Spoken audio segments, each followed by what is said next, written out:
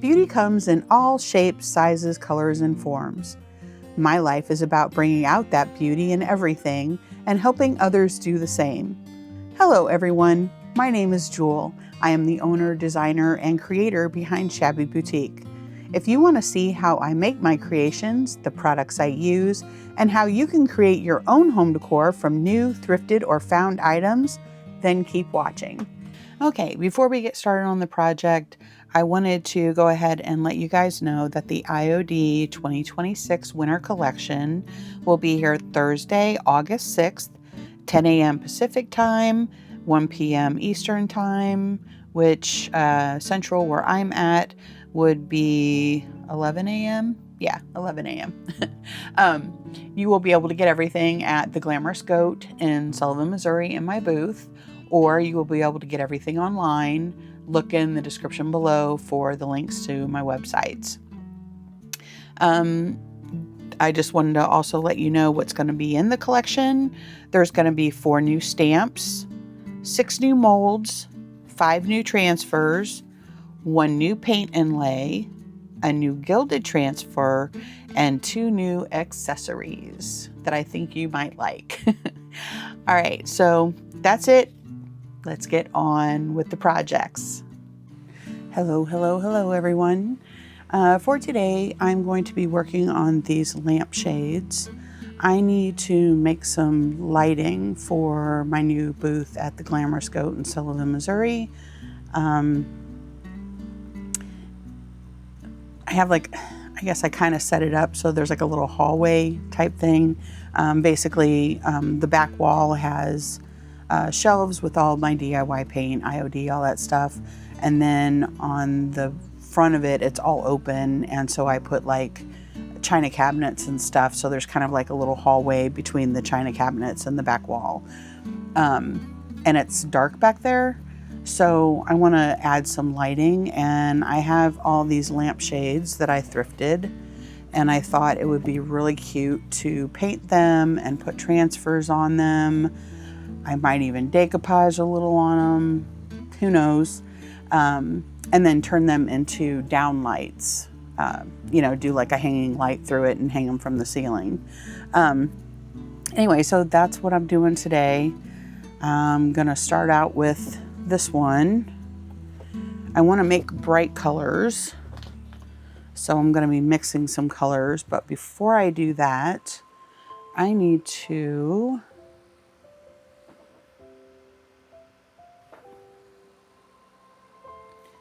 give me 1 second.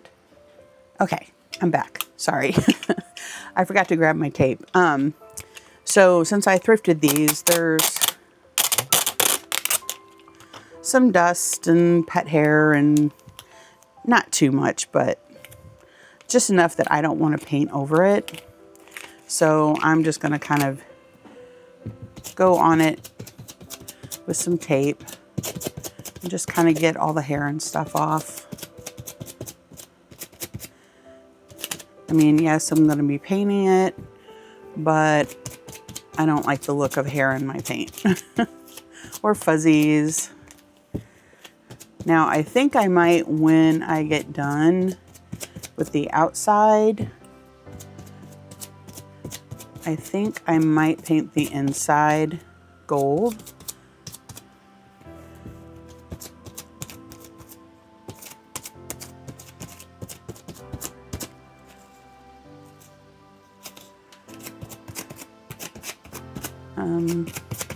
Because one of the lampshades already has gold on the inside of it. And I thought it would give it a nice warm glow. I like my booth spaces to look more like a home than a business or a store. Because I want you to feel like you're at home when you're in my little booth space, so that you get an idea of what things are going to look like in your home. All right, I think I got everything off of there.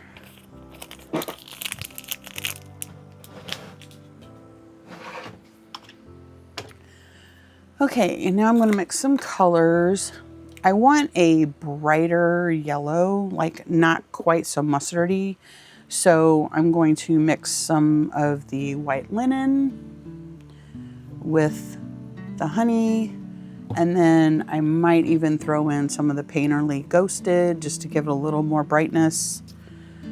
And I might even throw in a touch of green just to brighten it up a touch. It just depends on where we go. Always remember, set this aside for a second.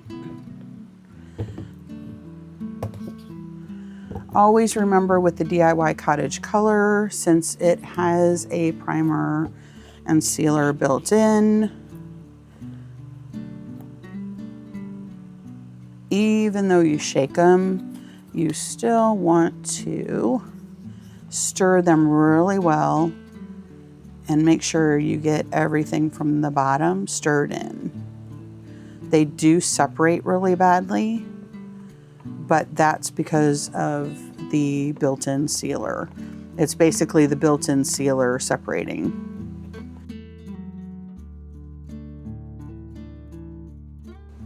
So you always want to make sure that you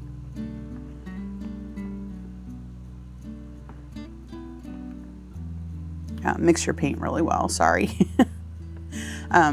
Also, I always use the smaller jars if I'm going to be having to like pour or anything, just because the cans always have a tendency to get in that rim, and with my OCD, I do not like that.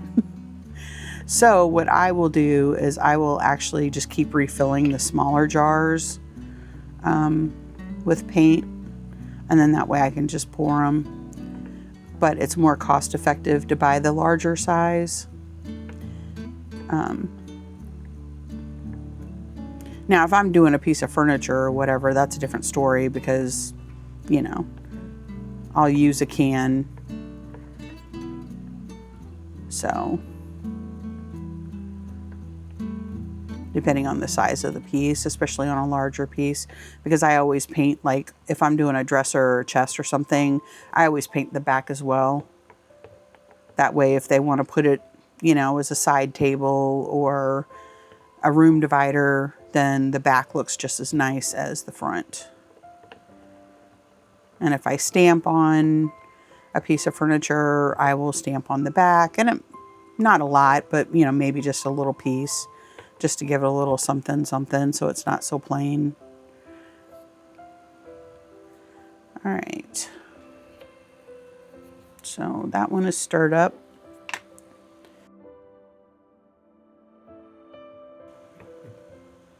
But you can see, maybe you can see that there's thicker parts on the bottom. And that is because all of the sealer was on top.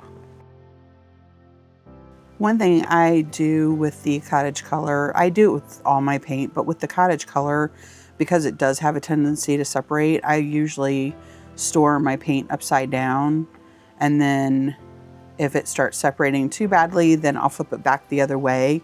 That's actually a tip I learned from makeup.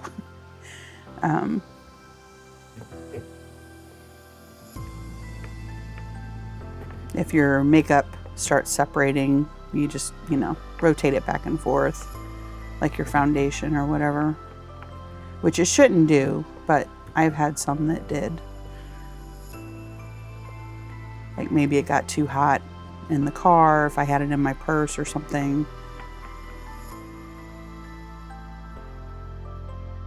Set those aside for a second.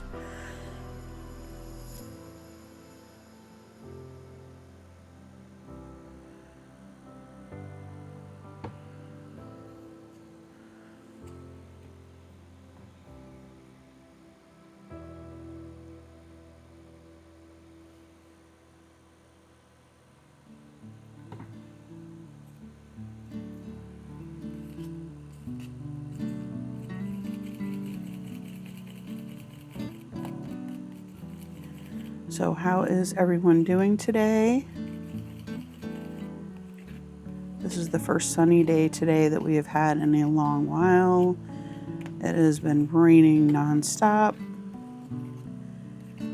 And if it's not raining, it's been gray and cloudy. So I was so excited to see the sun today. It's super humid. Now, do remember that the cottage color does dry darker than what you see, whereas the regular DIY paint dries lighter, and then once you top coat it, then it darkens kind of between the light color and the color that you see in the jar. But with the DIY colors, they do darken since they have that built-in sealer.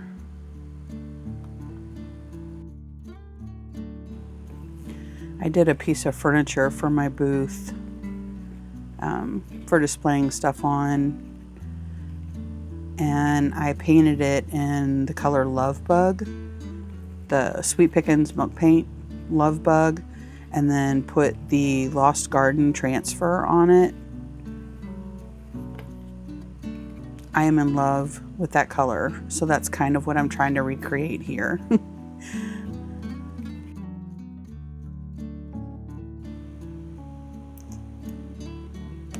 I add a little bit of this and see what happens. Hopefully that'll brighten it up a little bit.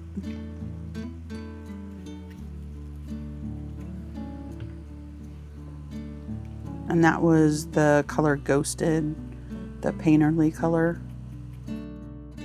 It's a little thicker than the cottage color, so. And you probably can't tell, but it did change the tone a little bit. I know yellows, reds, and like bright greens, like neon greens, are very hard to film.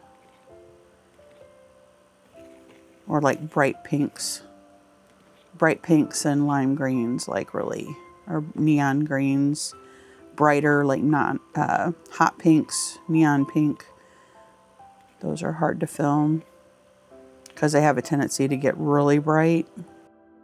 Okay, let's do a swatch and see what that looks like dried. So I don't know if you can see the color difference, but this is darker now that it's dry.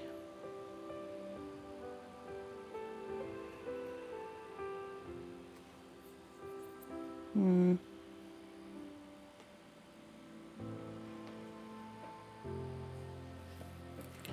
going to try a little bit more of the Paint Inlay.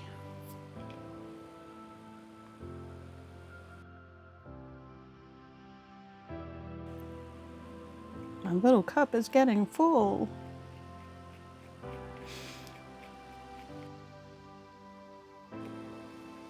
Okay.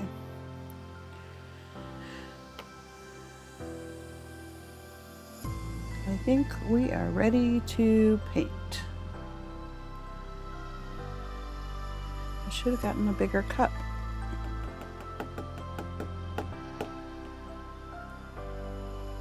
All right, be right back. Okay, let's get started. Move those out of the way. Here's another tip. I get the wide tongue depressor / popsicle sticks, and I actually will keep one. I don't know what happened to the one that I already had for the white linen, but anyway, I keep every color that I have. I basically use it over and over again to stir the same color of paint, and I will actually write down here what color it is and what brand and everything, and then that way if I ever need to go through to find a certain color, I can just go through all my popsicle sticks and go, that's the color I need. So, just a handy little tip.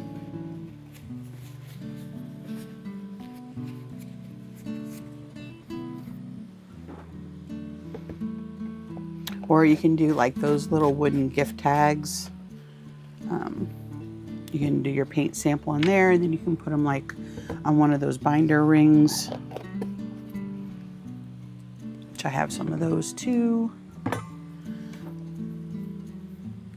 Okay, and as always, normally with a little artist brush, you know, like one of these, I will just use my little spray bottle and mist my brush a little bit. But since this is such a bigger brush, I went ahead and wet it in the sink.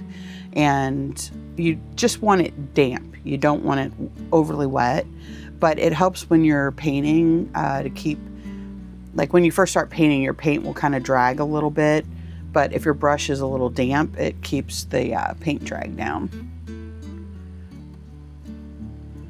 So let's go for our first coat.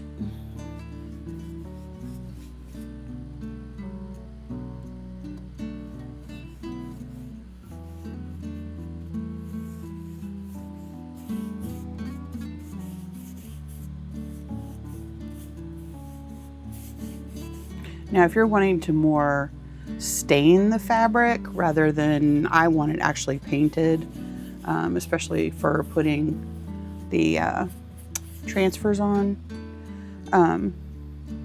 But if you just want to stain your fabric rather than paint it or have, you know, like a thicker coat of paint on it, you can water this down. Which if you're dyeing, I would probably do maybe 20% paint to 80% water, depending on the fabric you're working with, depending on what color the fabric is and what color you're dyeing it. But in this instance, I want the heavier coat of paint. Plus, I'm going to be painting the inside gold, so I don't want the gold paint to seep through when I do that later.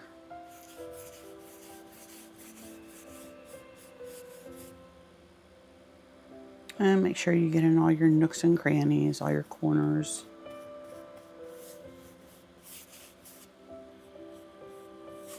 I'll probably come back with an artist brush to do those fine little details there.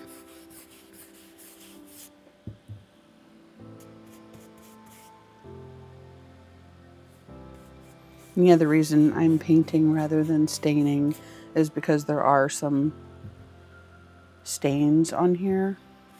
So I'm going to cover those, which I could probably just cover with a transfer, but I'd rather have a clean slate and not have to worry about having to put transfers over top of stains or be confined, basically. I just want to make sure you have an even coat. That's the main thing.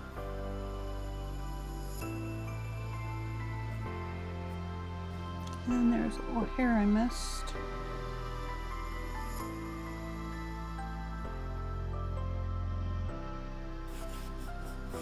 Sorry, I'm extremely picky and OCD. So when I see little hairs like that, it drives me crazy and I have to get it. Okay, now I'm going to grab a little artist brush and do all the details, like in all these little nooks and crannies. Just makes it easier.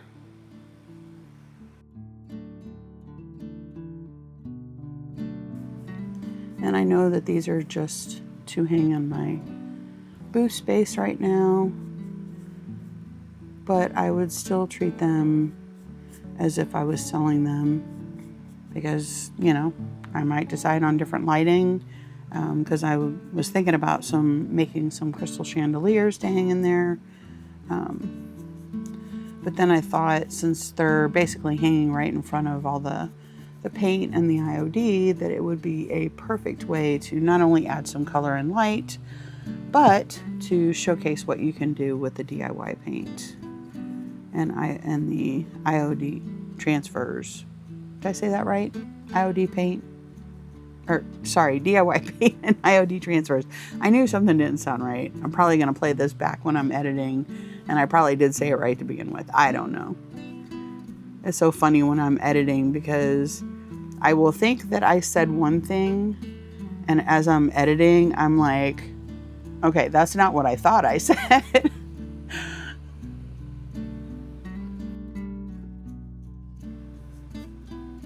And even though this probably doesn't necessarily need a second coat, I will be putting on a second coat anyway, again, because I'm going to be painting the inside with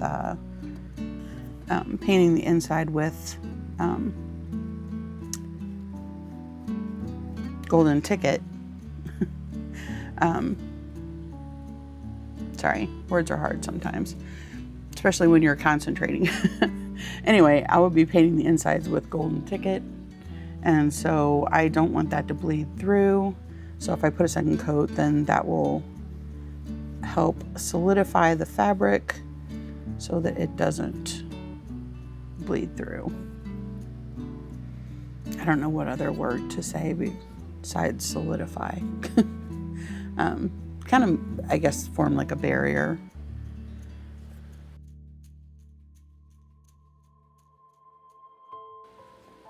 And I apologize if I'm out of frame doing this.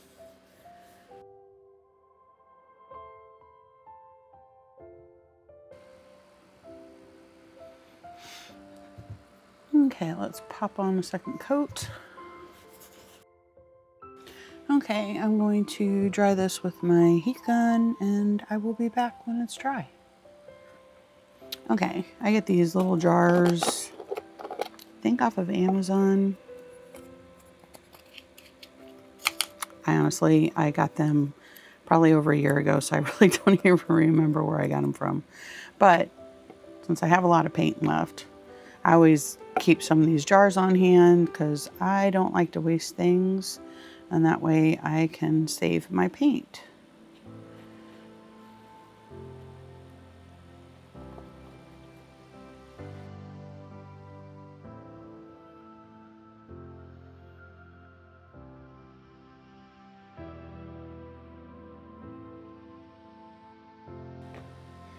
Okay, so I will set that aside, and then later on I have a little sticker paper, and I will write on there what the mixture is so that I know.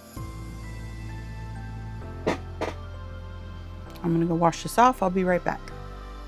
Okay, so for this lampshade, I want a bright pink. So go ahead and get off any lint or hair. This one's pretty clean.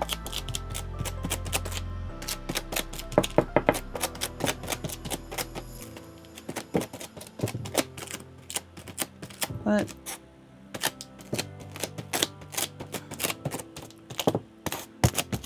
anyway, this is the one with the gold inside, and I like that, so that's why I'm painting the other ones to kind of match with the gold. Okay.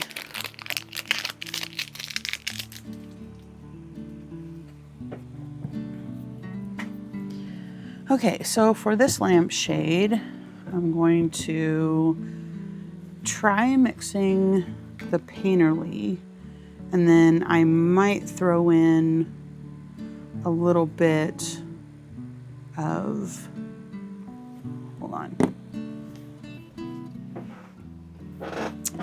might throw in a little bit of Veranda. I want a bright pink. So we're going to start off with our white linen again.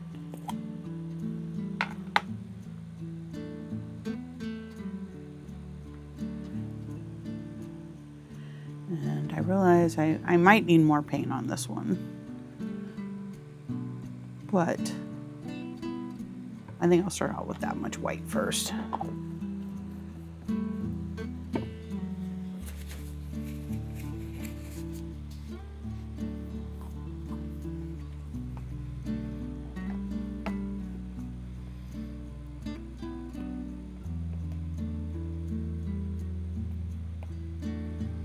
Okay, this one is Love Language, and just an FYI, my hair usually goes between this color pink and this color pink. I kind of bounce back and forth. Sometimes I mix them together, but my hair is usually pink. Sometimes I go with purple, sometimes I go with aqua. Those are my three favorite colors: pink, aqua, and then purple.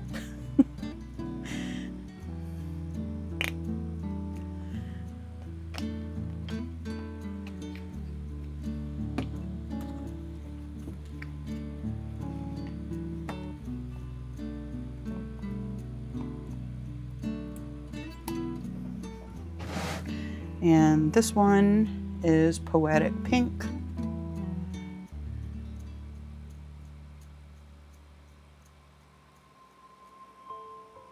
Oops.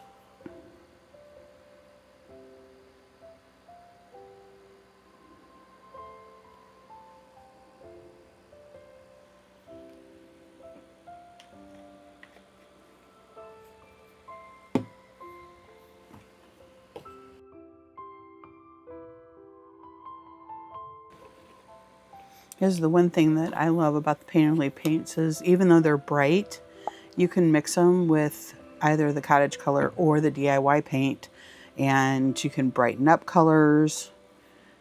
And like if you look at that mixed with white, it's a really pretty pastel bubblegum pink. So don't let the bright color fool you. You can mix these and get gorgeous colors.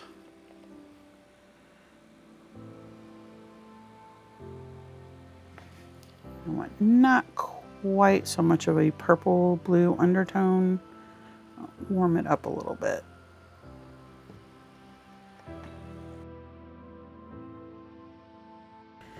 All right, now for a little bit of depth, I'm going to add a little bit of veranda.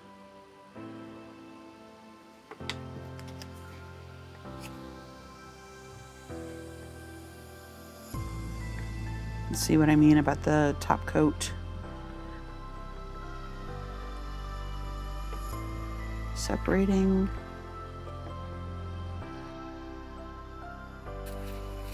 Anyway, I don't want it quite this bright, so I'm going to add in a little bit of veranda to darken it up a little bit.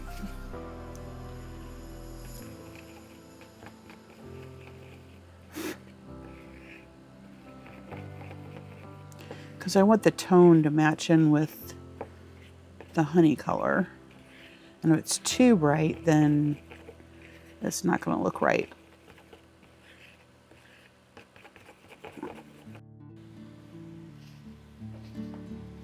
Okay, I'm going to dry this and see what color we get. I think that color will go pretty well. Looks good.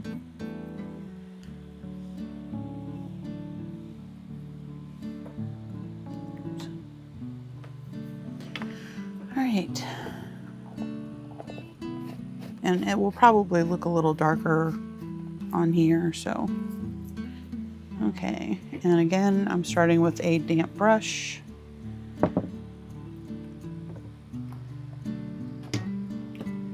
Move all my stuff out of the way.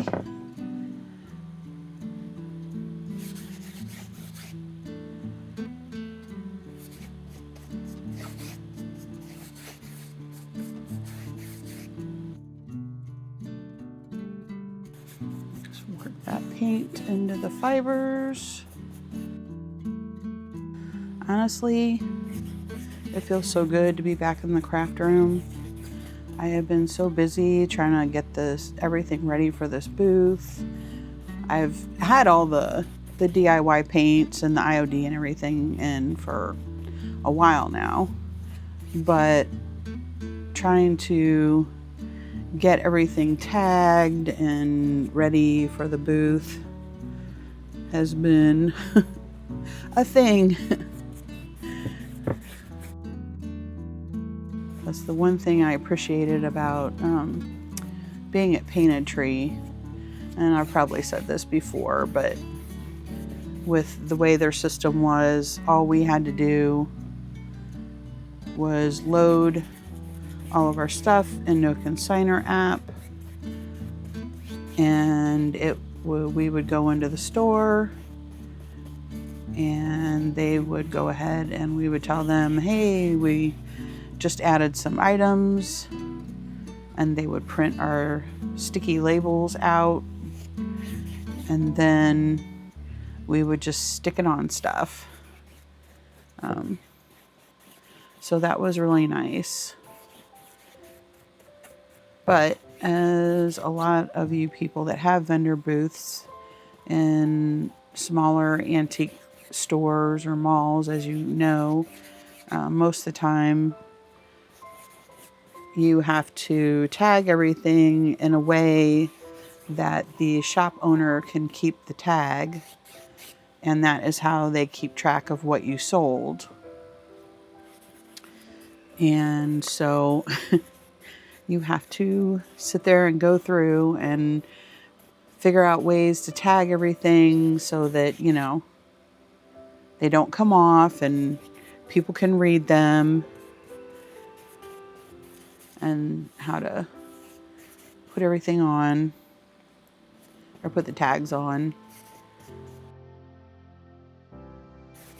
And then also, you know, other things in life happen, like we have 2 refrigerators, one inside the house and then one in the garage. And the one in the garage is our big refrigerator that we keep everything in, because in the kitchen there's only a small little refrigerator. And so for 3 weeks now, our large refrigerator has went out. The compressor went out on it. And LG is going to pay for the compressor. We have to pay for the labor, which is fine. But it is just taking forever. It's a lot of back and forth and phone calls and people not understanding what you're talking about, and then telling you one thing, and then you call back and somebody tells you something else. And so thankfully we had the smaller refrigerator inside the house.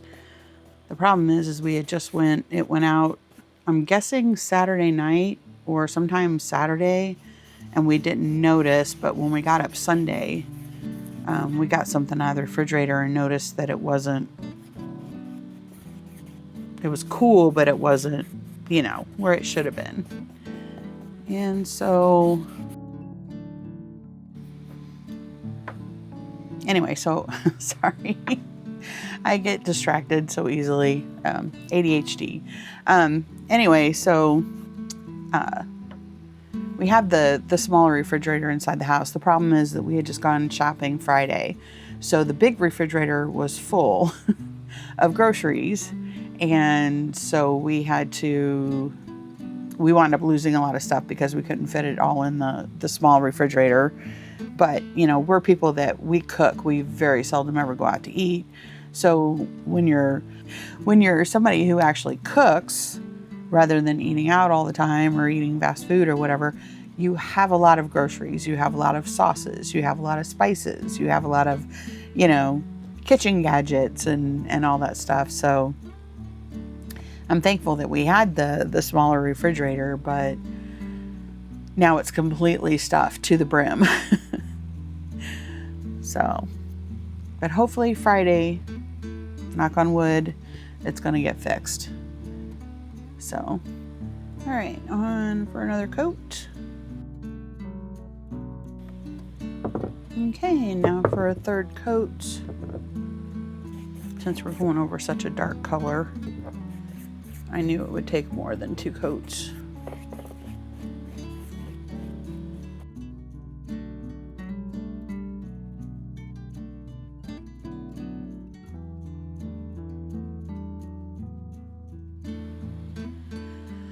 I think that should probably do it.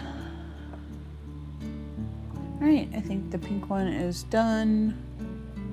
I'm gonna let it dry, and then I will start on the third one. Okay, and then for the final lampshade, I want to go with a blue. So we're gonna start with azure.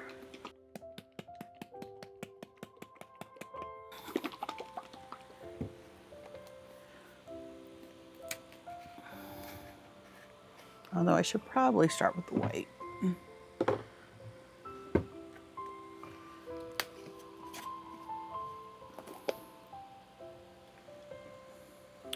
We'll start with white linen. And I probably did not need that much, but that's fine.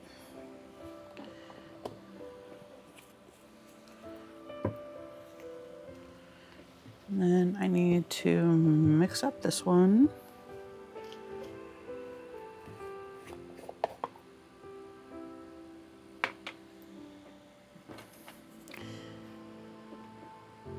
So apparently half of my stir sticks are missing, which is why I got clean ones out, because I know I've used these colors before, so I don't know where my stir sticks are for them.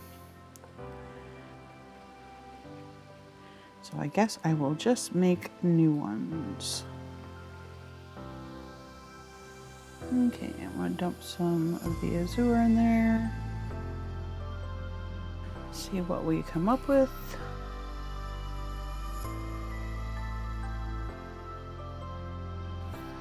Okay, now I'll dry this one and see what it looks like with the other two colors.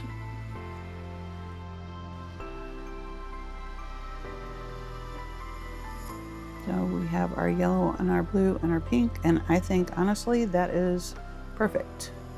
I don't need to add anything to it. All right, let's get to painting. Oh, before I paint,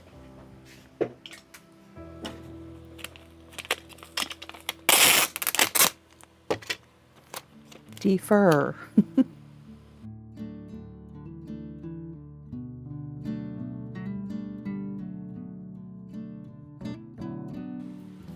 All right, now we paint.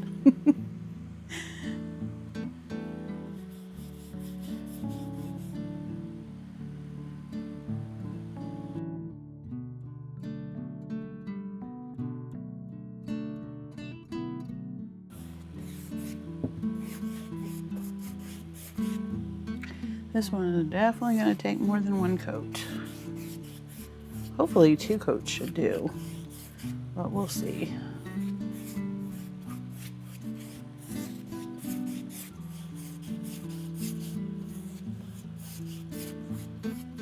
So tell me in the comments, what kinds of projects are you guys working on?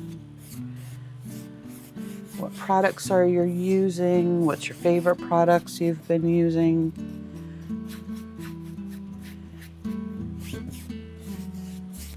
Do you have any tips or tricks for other people watching?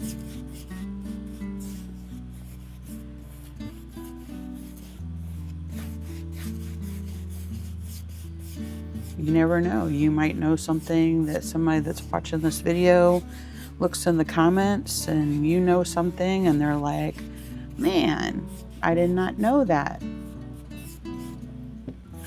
I would love for this to be a community of people that help each other.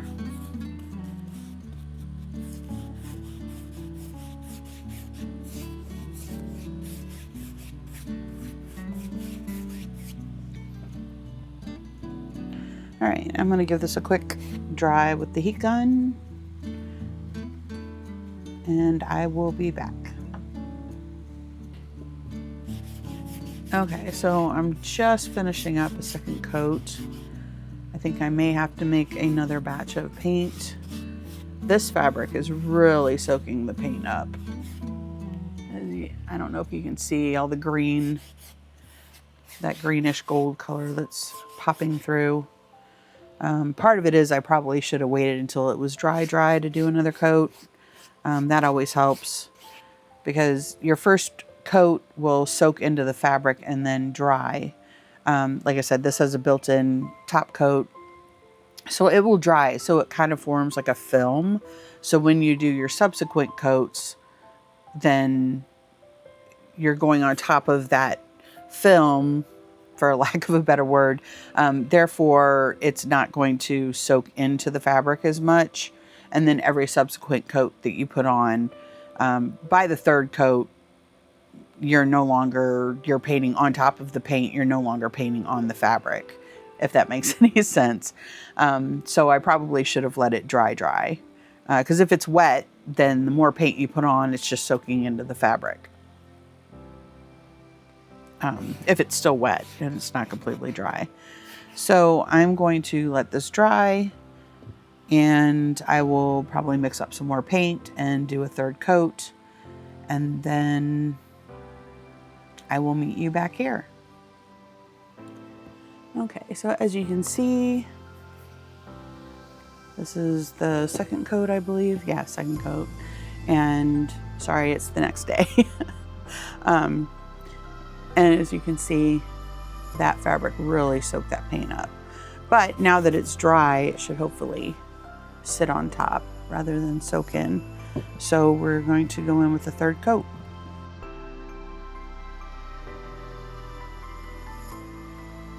Okay, so I do want to point out that yesterday when I was working on this, like I said, it wasn't dry all the way. And so the paint just kept soaking into the fabric. And that's why you see like the streaks and stuff. Whereas today, since I'm painting it and it's fully dry, you can see that it's not soaking in near as much, because now that the paint is dry, it's formed like a barrier.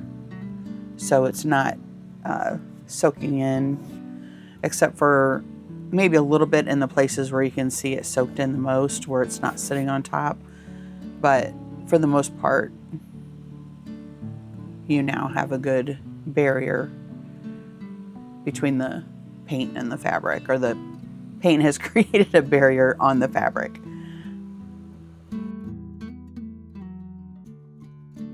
Okay, so I put a third coat of the blue paint on the blue lampshade, and I set it off the side to dry.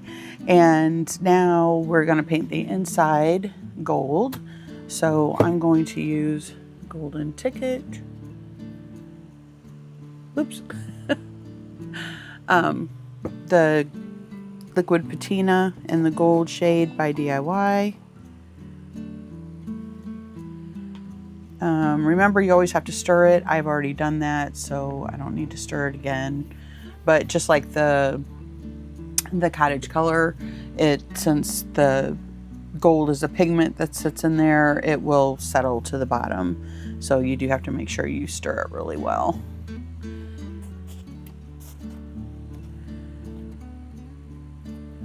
Which way do I want to do this? I think this way.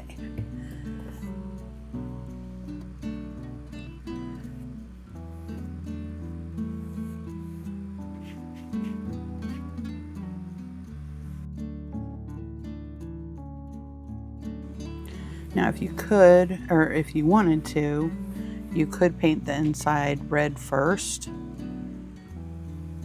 and then go over it with the gold. It wouldn't take as many coats. That's when they, back in the day when they used to gild furniture and picture frames and stuff, they would always use red underneath. It just helps the gold pigment pop.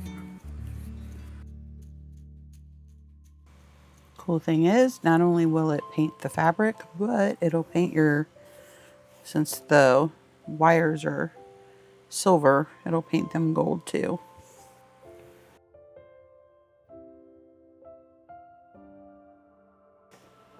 Okay, first coat on the inside of the gold. Set that off to dry, and I will do the rest of them.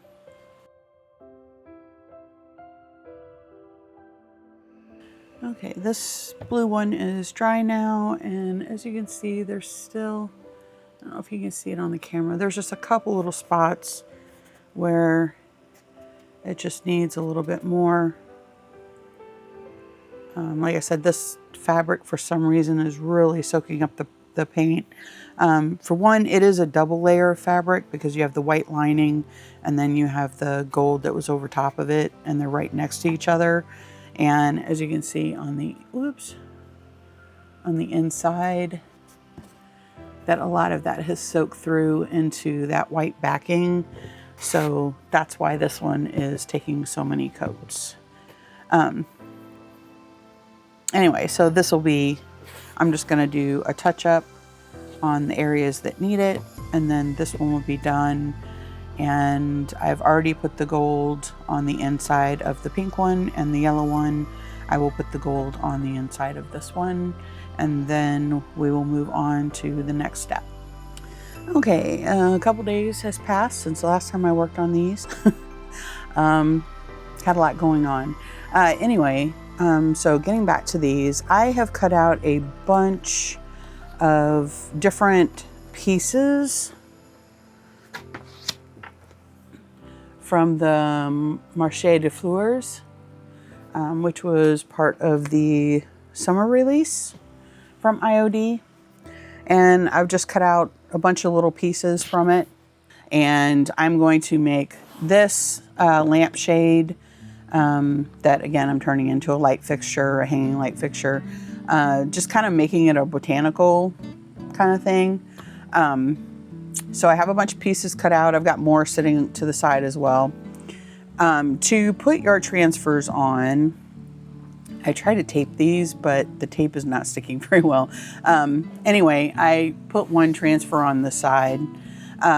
If you find, like on this, since this is a linen, which has a little bit of a texture to it, when you paint it, your paint is going to adhere to the texture. The paint is going to stiffen up a bit, and then you're going to have like a rough surface. The first thing you want to do is, excuse my really ratty sanding block here. All my good ones, I'm doing a custom piece of furniture for a friend, client. And so all my good ones are up in my paint studio. Anyway, so it doesn't really matter. You just want to kind of go over it a little bit.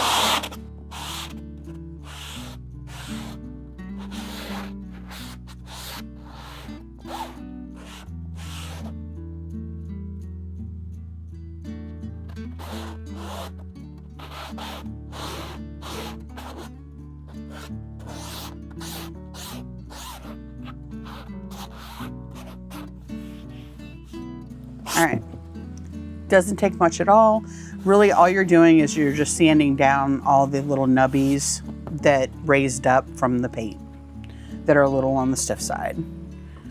Then I have a damp paper towel from washing my hands a while ago. And I'm just gonna go over it. There's some little black things because my sanding block is literally falling apart. I have used it so many times, but it still works. Anyway, so I'm just gonna go over it. Just remove any of the sanding dust so that your stuff will adhere to it. Now, if you are finding that your transfers are not adhering to your fabric, sometimes it does, sometimes it doesn't. I am taking a little bit of Sweet Pickins top coat and a gloss. Now, it's not going to make your fabric glossy. It's going to absorb into your surface of your lampshade, but it's going to give the fabric a little bit of a bite, a little something for your transfer to adhere to. So I'm just going to put a coat of this on.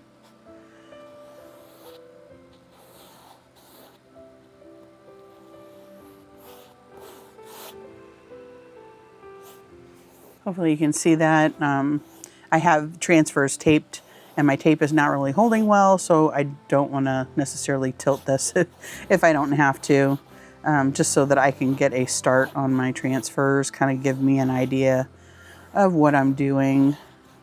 Starting off, oops, got a little drip over there. Starting off with the tallest ones in the back, moving to the shorter ones in the front. I also have a bunch from the Marché de Fleurs. I also have a bunch of bugs and butterflies and other things like that that I cut out as well. Like I said, I kind of want it to be botanical looking. I'm probably going to, I don't know, I haven't decided yet. I might decoupage, maybe like stamp on some pieces of aged paper. I make aged paper for my other crafts and stuff that I sell, and I might take a piece of that and stamp on it with some various stamps, or I'll rummage through my all my other transfers and find little bits of, you know, like botanicals. The old antique botanical prints will have like the name or a little blurb about the flower that they painted or drew or whatever. So I might put a few of those around. I can stamp it on a piece of paper. I know there's some stamps that I have that have some writing like that. And then just, you know, cut like little squares or rectangles, you know, like cut around it, and then maybe decoupage it on in places. I don't know what I'm going to do yet. I might not even add the little botanical words and stuff on it. I might like it just the way it is, but I do want to add some birds and butterfly, or not birds, but butterflies and bugs and things like that to it. So anyway, I don't know if I'm going to film doing all of the lampshades because it is a lot. And I think, got a little fuzzy in my clear coat there. I think once you kind of get the hang of or seen people do the transfers, I think you get the gist of it. So I might just show the finished products on those. And at the end, once I finish these, there's a couple of things that I learned in doing this process. I've never painted lampshades before. I've painted other upholstery, like my kitchen chairs, I painted those, but I painted those with just regular wall paint and like I don't remember what it was. I don't think it was a semi-gloss, maybe a satin or an eggshell. The seats were like really stained from when the kids were little, spilling their chocolate milk and everything else all over them. And I couldn't decide what I wanted to do with them. I do want to eventually recover them, but I basically took just regular wall paint and I diluted it. What was it? I don't know, maybe half and half paint and water. And I wet the seat and then I painted the half and half paint water mixture onto it. Kind of sanding in between coats. I did it outside so they would dry in the sun, and then just kind of sand in between coats because the fabric that I have has a little bit of a texture to it. And just like with this, that texture will get kind of stiff when the paint dries. And then I would do another coat, and I think I did like 3 or 4 coats, and they turned out really cool.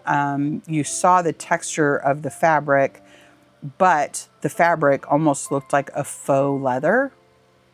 I rather liked it, and they've held up really well. They need to be touched up a little bit because where the texture is, people sitting on it and everything, because I did them like almost 6 years ago. Was it 5 years ago or 6 years ago? Anyway, so, you know, people rubbing their butts on it and stuff, in those little areas where the raised part of the fabric is a little worn down back to the fabric. But I mean, they held up really well. It was actually really nice too, because you could wipe them down, so they didn't get all stained up and everything again. We do have 6 cats, so, you know, as cats and dogs do, they do, you know, upchuck a little sometimes, and they love to do it on the carpet or on the chairs or on the couch. So we have a carpet cleaner that is always handy for cleaning that up. But anyway, side note. Anyway, I'm gonna use my heat gun and dry this, and I'm gonna go ahead and do all the rest of the panels and go ahead and start putting the transfers on. I just wanted to pop on, like I said, and let you know. I've done transfers on many types of fabric before, and I have to say this is the first time that I had a little bit of an issue with the fabric or the transfer not sticking to the fabric. And so I was like, well, maybe it's just a little too matte for it to stick to, because I noticed, like I said, my painter's tape is not sticking very well to it either. So that tells me that maybe it's just a little too matte for the transfers to stick to it. So I figure if I put a little bit of a gloss top coat on there. I know Debbie from Debbie's Design Diary, she paints lampshades all the time, and I believe that she uses the clear Salvation solution, which is another choice. You just want something that's going to give just a little bit of a, I guess, a smoother surface so it's not so matte for your transfers to stick to. I just, at the moment, again, my salvation solution is upstairs in my little paint room, and I had this down here, so I figured I would try it, and thus far it worked. So like I said, I'm gonna go ahead and finish doing all the rest of the sides, sand them, put the gloss coat on, and then I'll start putting my transfers on. Now, I don't know if I'm gonna have to do that with all of them. The pink shade that I painted, because that was more of a silk fabric, that one I may not have to, because that has a little bit of a sheen or a gloss to it. So that one I should be good with. The aqua colored one that I did, not really sure about, but this one, like I said, this one was a linen, and so anyway, moving on. All right, be back in a few. Okay, I just wanted to jump on and show you what it's looking like with all the transfers on it. Again, these are from the Marché de Fleurs.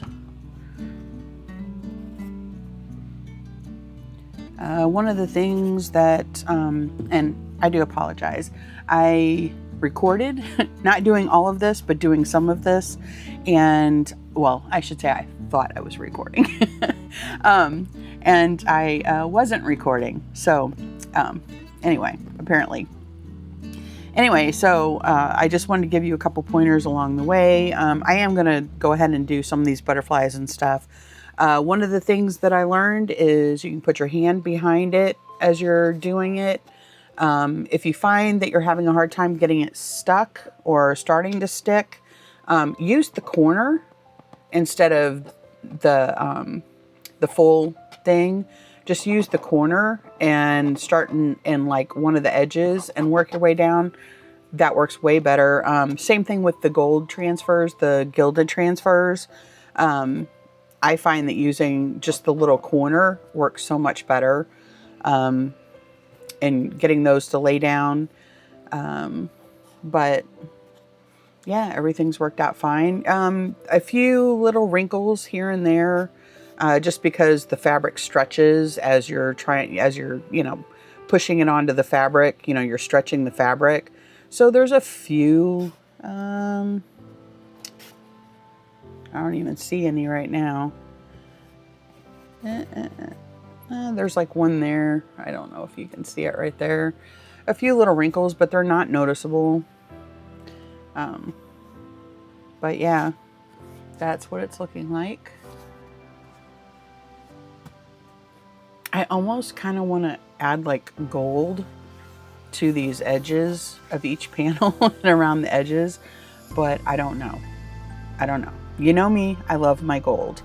Also, one other thing that I was going to tell you guys is when you're painting the insides or using the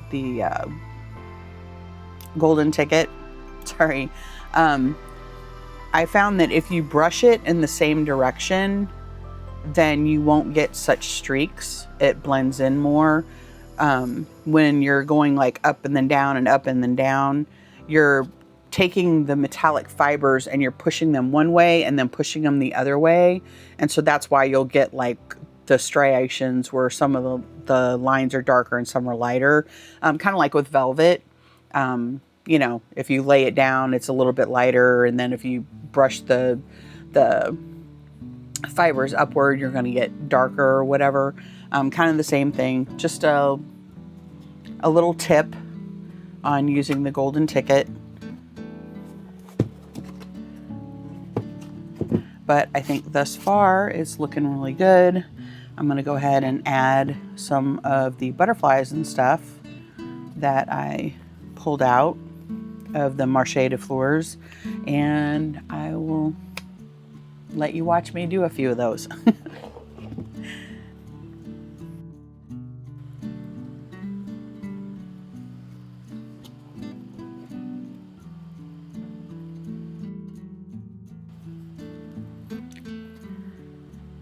The hardest part is always trying to figure out where you want to put them. I don't know if I want to put it there or there. I'm thinking here.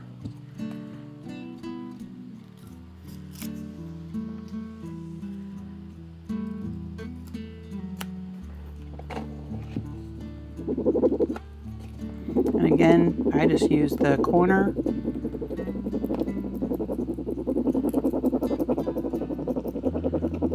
Remember to hold it in place though, because it is on fabric, so it's not as sticky as, let's say, a mirror or something shiny. It's on the fabric or whatever. But there you go. And then I would use my finger first to make sure it's adhered down really well.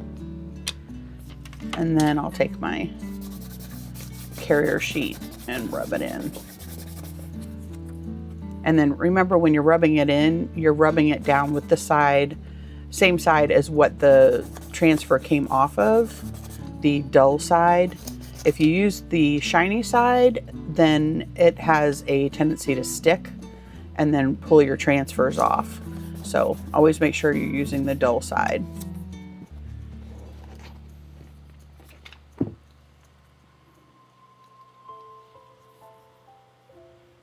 And let me lay these out so I can see what all I have.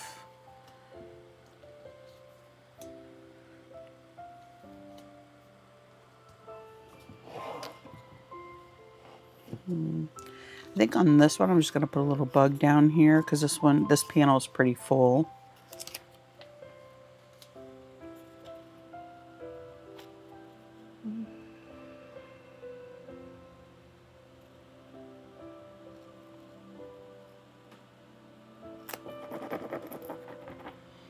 And then sometimes I found that even just on the, especially on the smaller ones, just using your fingernail sometimes works too.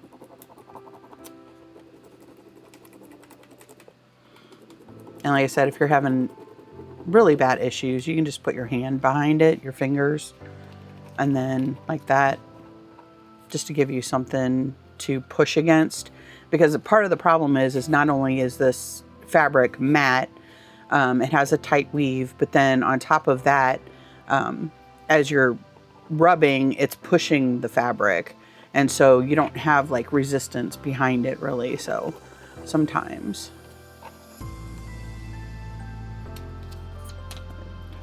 Push it down with my finger.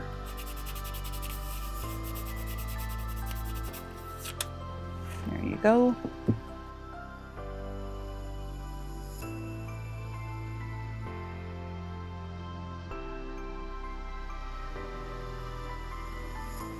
Maybe I'll do this one over here.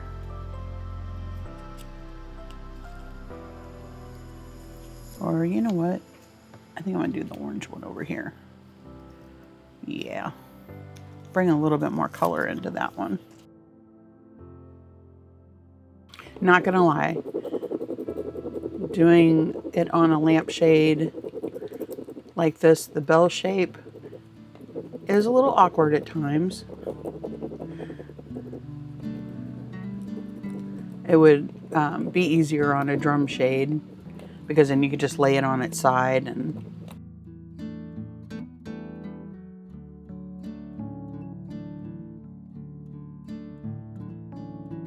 don't want to do another orange one because I have an orange one here.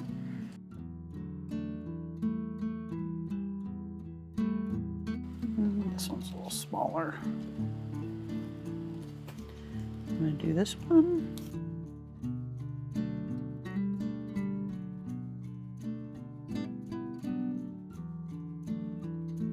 See, that has a few wrinkles in it. Again, it's because you're stretching the fabric as you're doing it.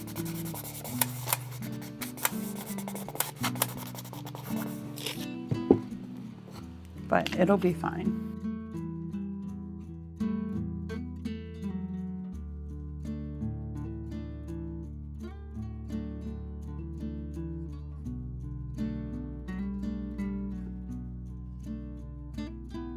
Again, I always leave my finger to hold it in place until I fully lift it up and see, make sure that, you know, everything is adhered.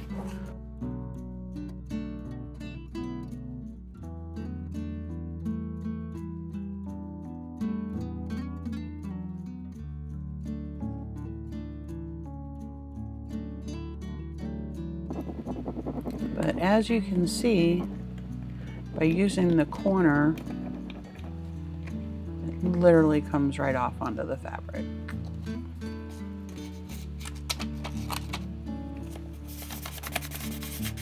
Also, when you're doing like small ones like fonts and stuff, like some of our transfers, some of the IOD transfers has writing and poems and stuff, and so you have really tiny ones. I always use just the corner and they adhere much better.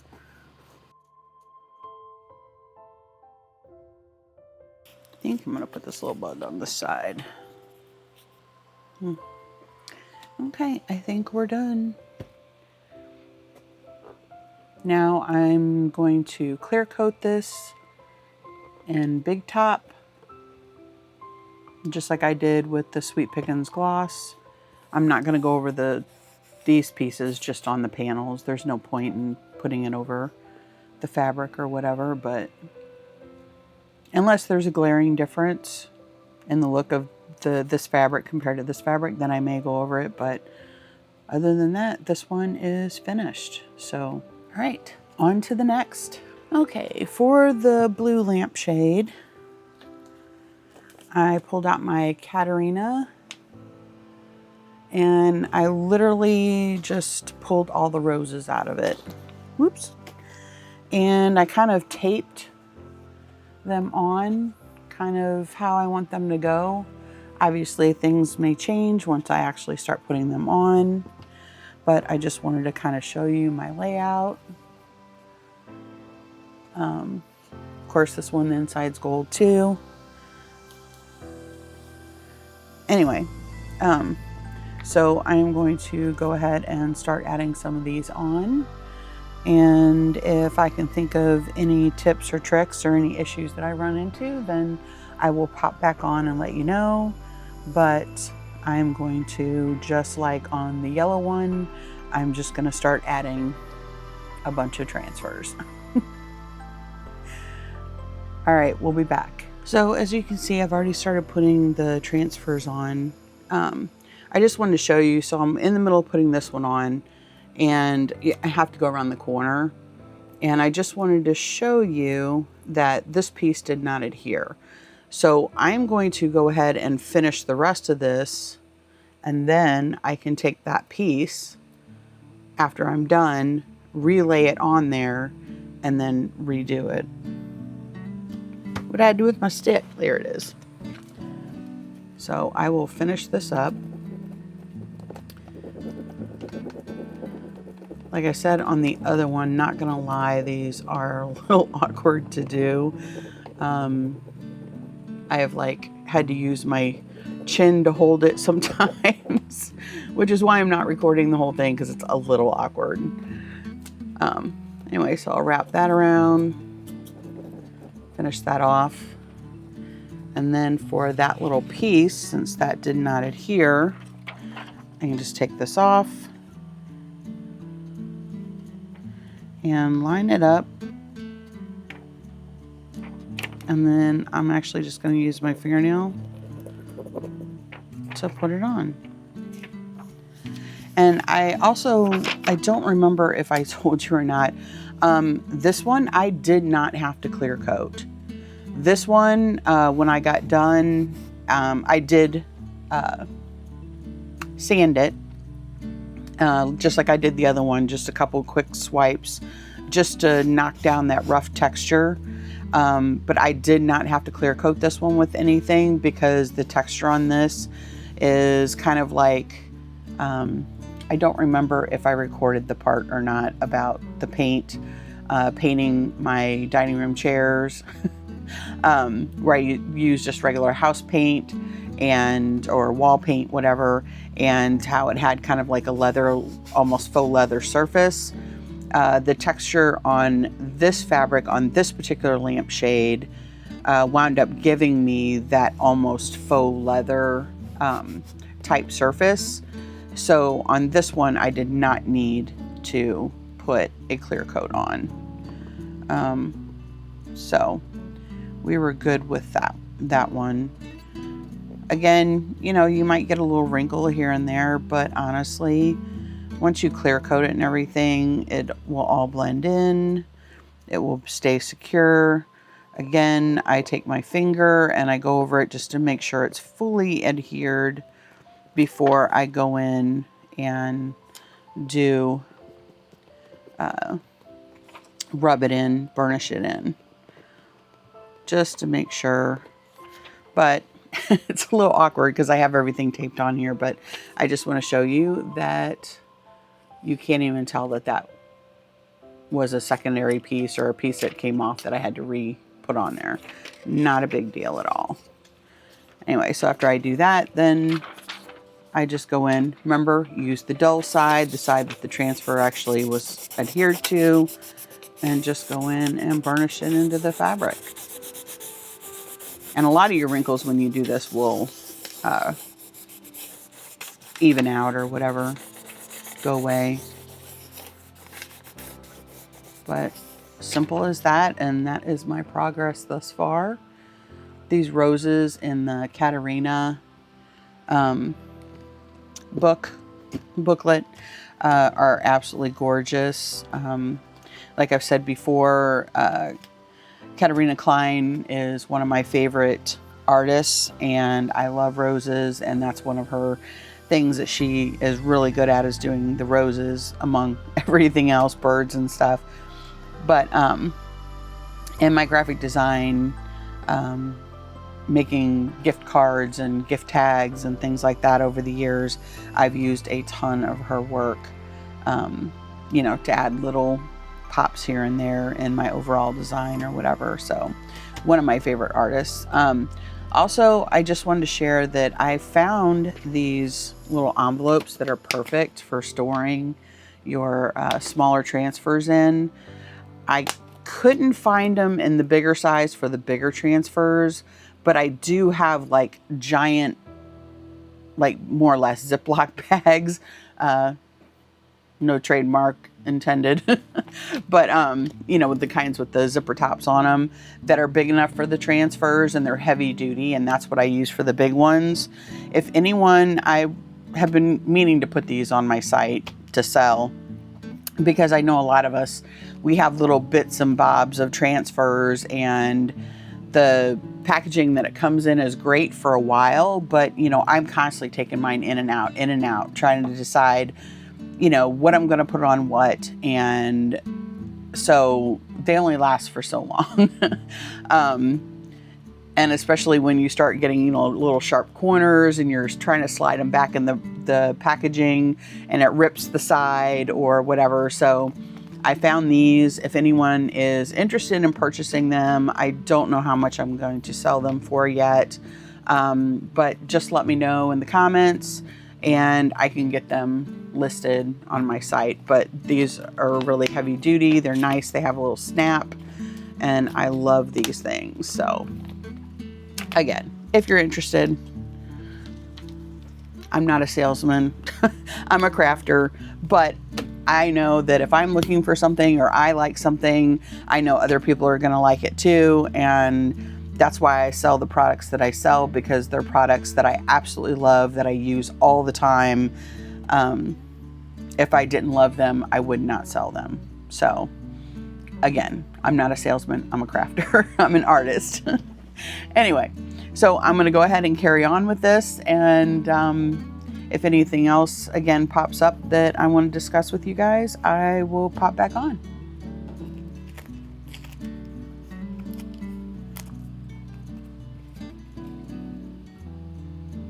Make sure you take your tape off of your transfers.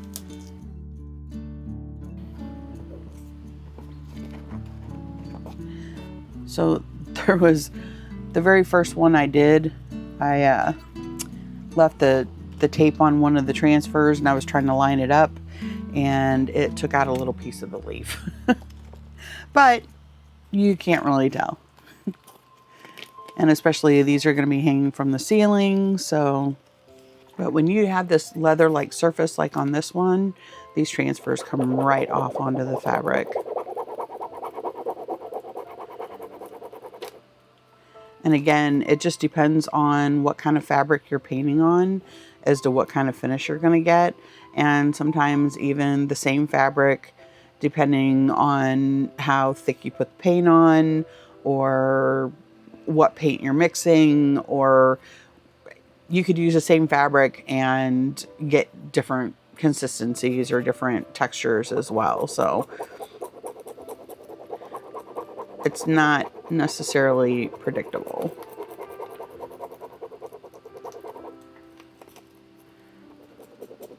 But that is the fun in crafting and art, is sometimes you never know what you're going to come up with. You never know how your project's going to turn out. You always see something as one thing, and by the time you're done, it's completely different, and that is fine. That is exactly what creativity is about. And it's the fun part. Sometimes not knowing where your journey's going to end. Sometimes it's just the learning of the journey on the way.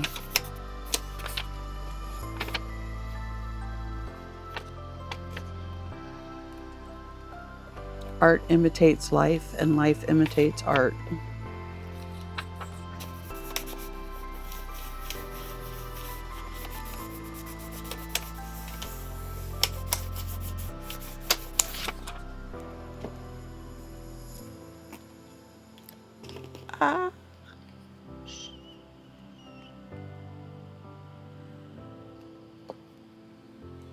Okay, lesson learned. Make sure all your tape is off.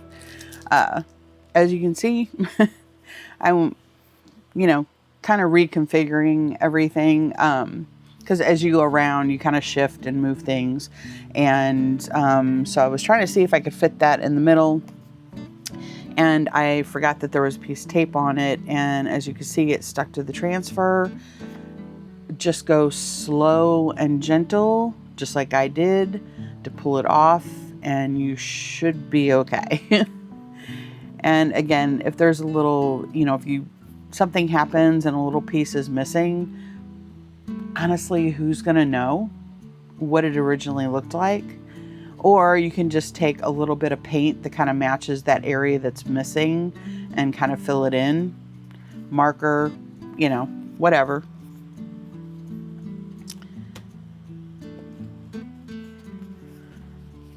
So just to show things happen to the best of us.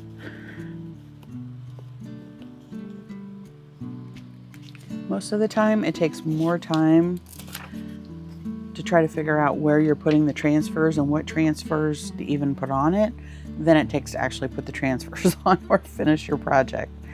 Sometimes that part alone can be pretty time consuming.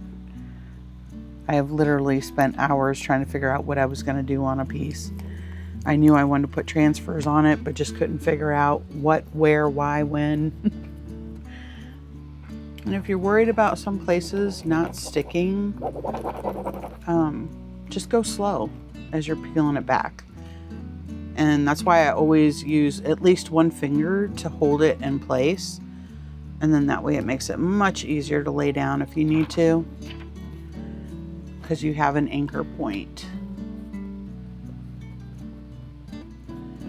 And like I said, I go around with my finger, especially around the edges, and just make sure it's all adhered down well, which on most surfaces you don't have to do this, but the fact that the fabric stretches and it's not necessarily the best medium to put transfers on.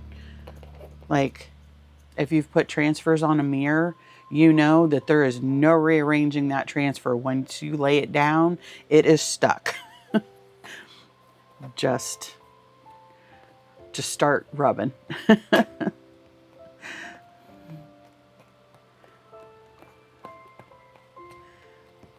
So yes, on slicker surfaces, transfers, it adhere really, really quickly. I want a smaller piece. I don't need a bigger piece. There we go. See, I got a little bit of a crack there. In my opinion, not a big deal. Again, it's handcrafted, it's handmade. This is not made in a factory. We're not looking for perfection. We're looking for beauty.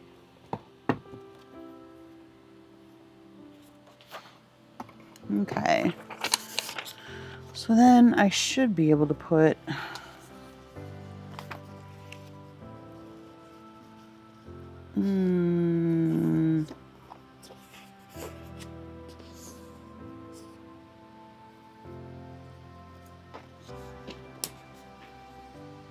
I think that one's just a little too big. I think I'm gonna go in with this one like I'd planned. And I think that is perfect.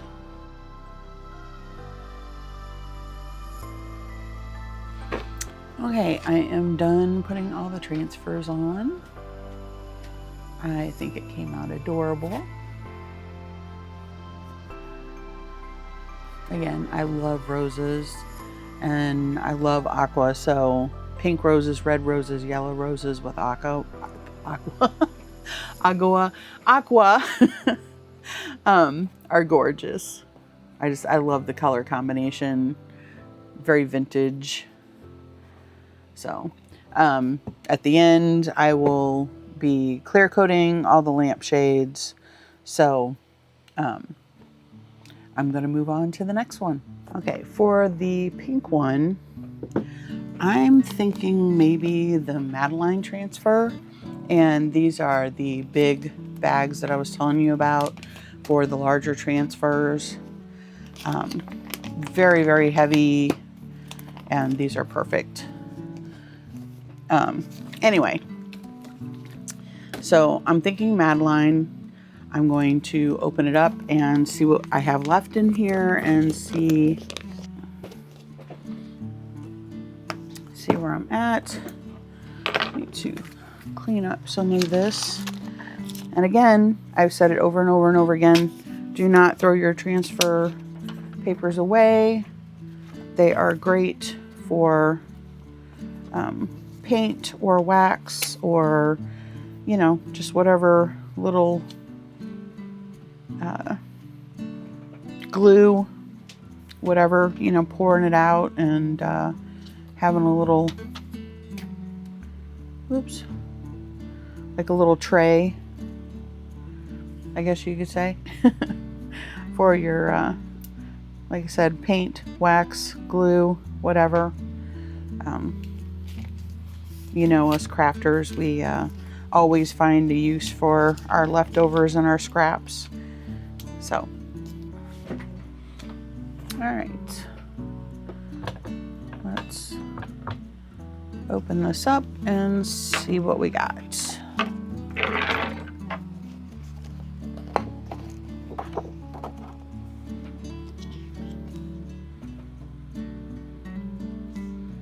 I think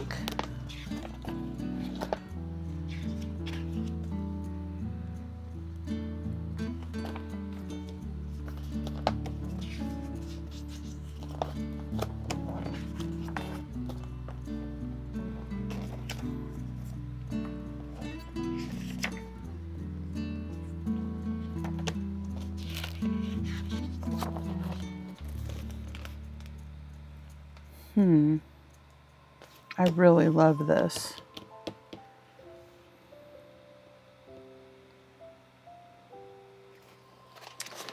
All right, let's cut it out and see how that will go around. I'm thinking maybe one on either side and some other stuff in the middle. I have to move that so I don't knock it over.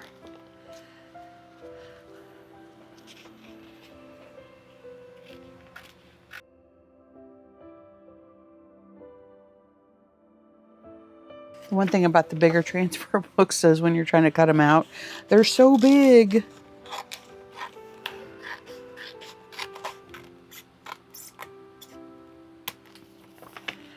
All right, let's see what this will do. There's 2 of these in the book. This one's facing this direction, and the other one, the bird's flipped and facing the other direction. But I think we'll be okay. Let me cut some of this extra off, just so I can get a better idea.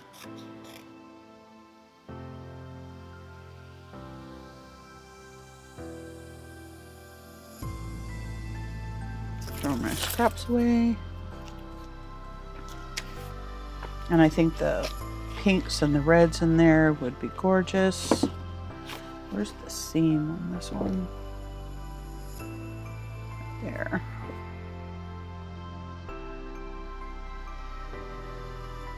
Okay. If we put this on,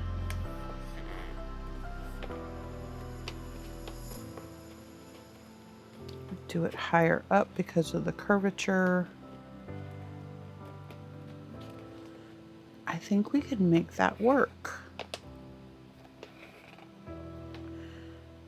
Now for this one, since it goes across multiple panels, and it is a rather large transfer, I will be making cuts around, just so we have more flexibility, because this one is not only like a curved bell, but then you also have the panels and you have the round, and so it's a complicated surface to put this on. I don't think we're going to have any issues with the texture from the fabric, but I think we should be okay. I think I'm going to go over those and sand those a little bit though, like we did on the other ones with my trusty standing block. That's falling apart.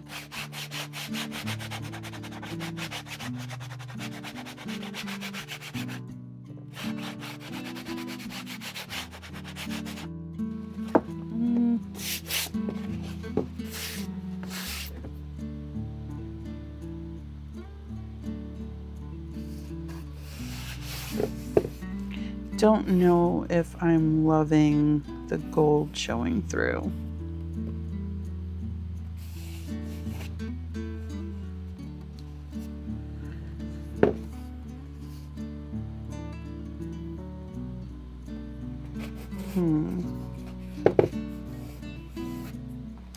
Although once I'm done,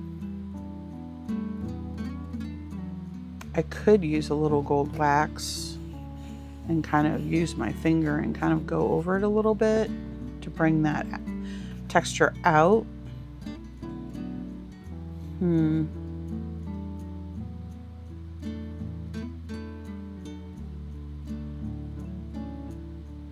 know what? I'm going to go with it for now.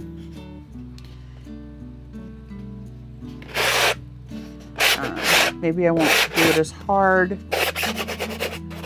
And I can always, if I don't like it, I've got some of the paint left that I mixed. I can always go back over it a little bit and touch it up if I need to. That definitely smoothed a little bit of texture out. Again, the paint will stick to the fibers. And then of course, just like paper.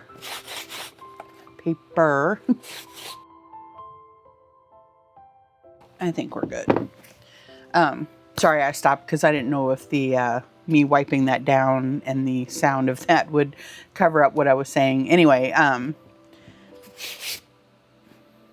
just like the fibers in paper swell whenever they get wet, obviously the fibers in fabric does the same thing, and then it holds on to that paint and it stiffens. So, all right. So I'm going to cut the other one out, and then I will show you where I cut to do the tick marks, or not tick marks, but the little cuts to help it form around it.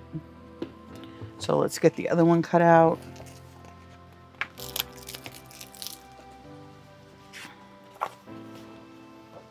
See, this one's going in the opposite direction. I love this wreath. That is so pretty. All right, set this aside. Now we will be filling in with more, but I want to see what, how much room this takes up first before I figure out what else I'm going to do. All right, so on these, I'm going to go down into the transfer and make lots of little cut marks. Again, we're working on a complicated surface.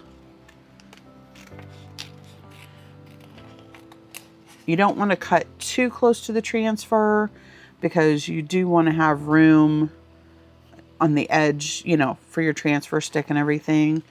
But you also want to get as close as you can.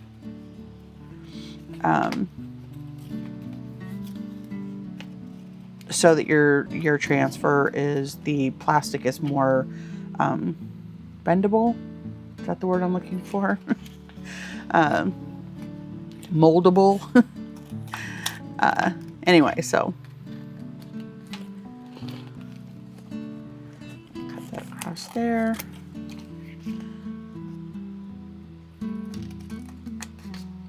It also helps out if you cut like little notches and stuff. Like here, I can cut a little, and that helps, gives it flexible. That's the word I'm looking for. More flexible.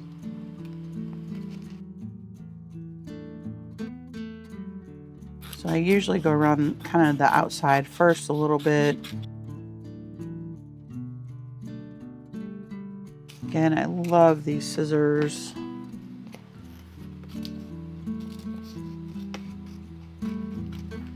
I know they're little sewing scissors, fussy cutting scissors, and they are amazing for doing this kind of stuff.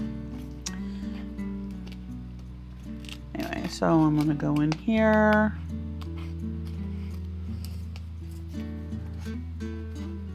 Cut out just a little bit.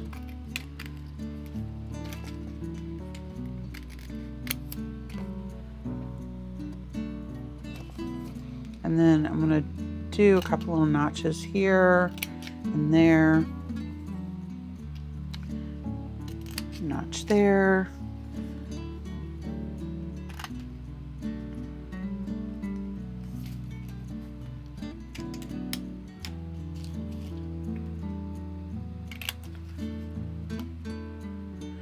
I mean, in all honesty, you can't put too many notches in. But when you're working with something like this and you need it to bend around a complicated surface, the more you put in, the better off you're going to be. Again, it just makes it more flexible.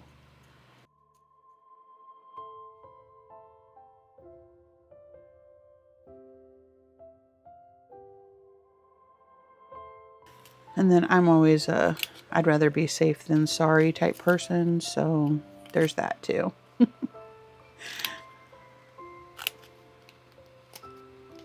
in here and actually clip out a piece.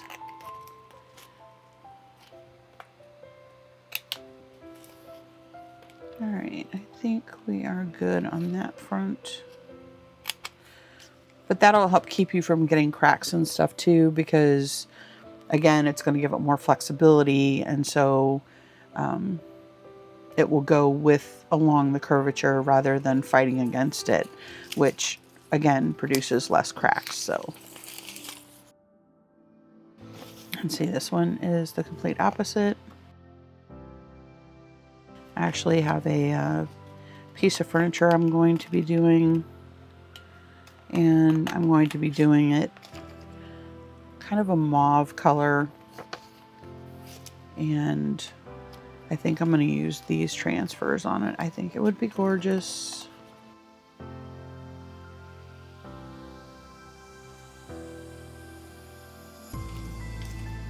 All right, we have those prepped and ready to go. My husband popped his head in and said lunch is about ready, and so I will come back and work on these when I get done eating. All right. Okay, so for this,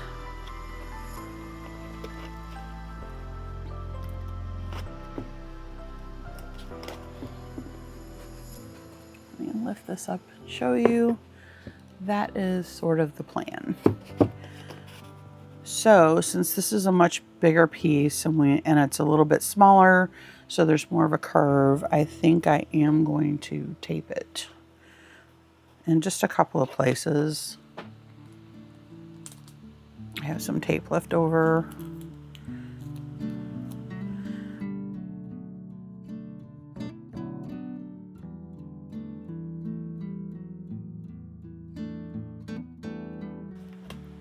Double check, make sure it's in the middle and fairly straight. I'm just going to tape the top. I can get the tape off my finger.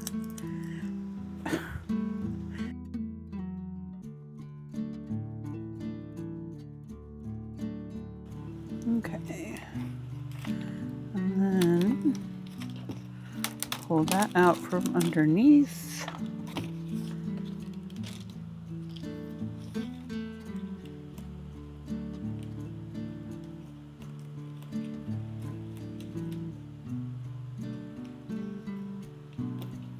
Carefully lay it down, starting in the middle and around the edge and around that edge, but I'm not like totally tacking it down.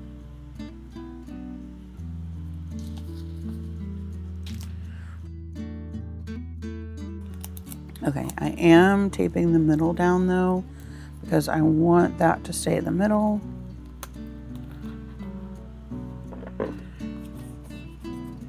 I want this part to stay aligned. If this part shifts a little bit, we're fine. But I want to make sure that this center section stays pretty much aligned.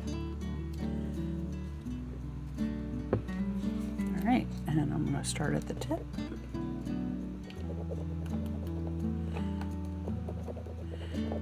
And since you're working on fabric and fabric stretches, you don't want to push too hard because that's when you get a lot of wrinkling because your fabric stretches as you're doing it.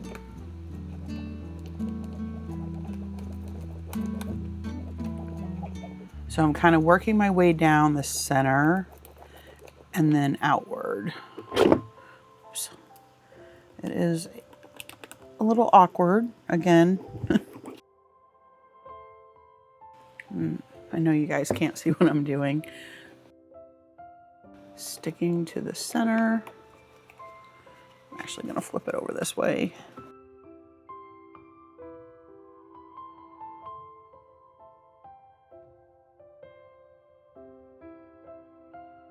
I'm kind of hitting that corner edge, where the panel is. So sometimes, there we go. Again, staying in the center section, getting that part down.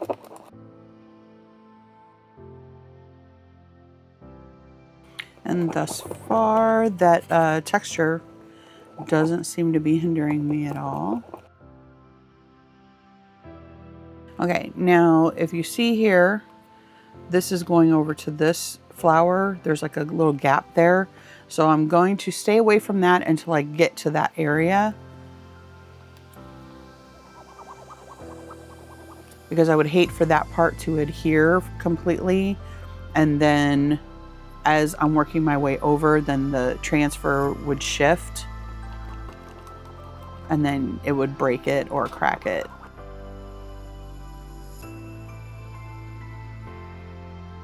Okay, now as I come around,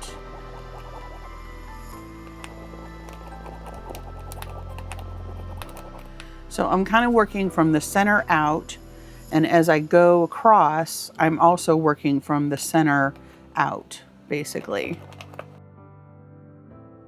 And I'm just allowing the transfer to kind of, see, as you can see, it's not completely stuck down yet, but I'm allowing it to conform as I go. Now I hit that metal piece for this panel. Again, staying in the center, working my way up, and staying in the center and working my way down. And even though you can manipulate the transfers as you're putting it down, allowing it to conform on its own, you get less cracking and less risk of, you know, pieces not adhering properly.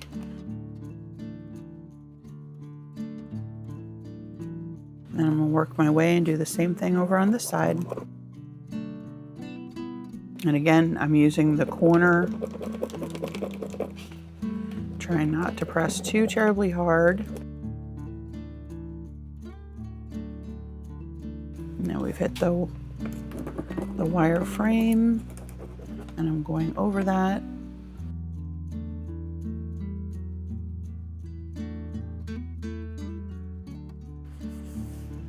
And you can pretty much tell, as you can see, where the transfer has lifted off, which should be about everywhere. You can see it's kind of cloudy. You're not getting the full color, and that's how you know that your transfer is adhered. So if you see any darker spots, you know that you need to go back over it. But again, if you're worried that there might be some parts that didn't adhere, just go slow when you pull it back.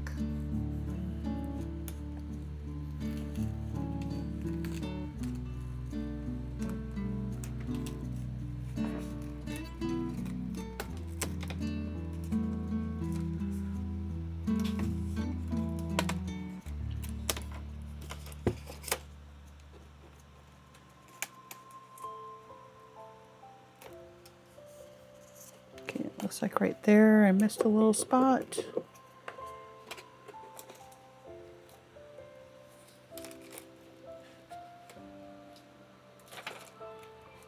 there we go, all done.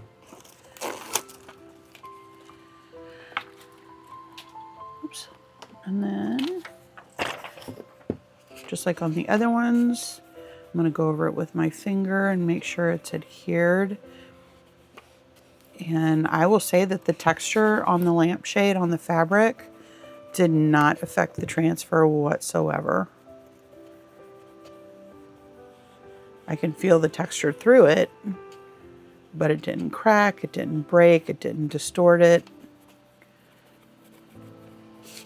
It came out really good.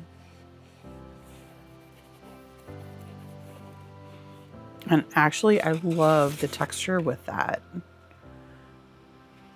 It gives it a touch of elegance.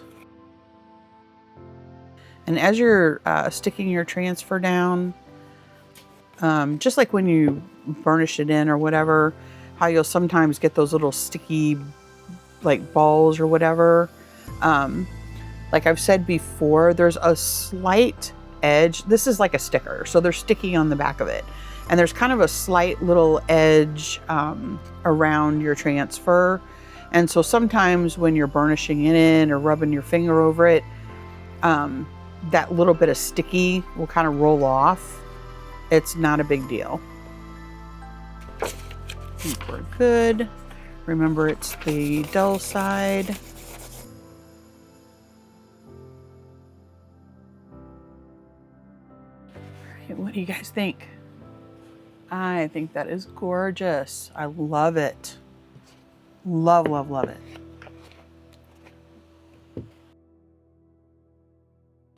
All right.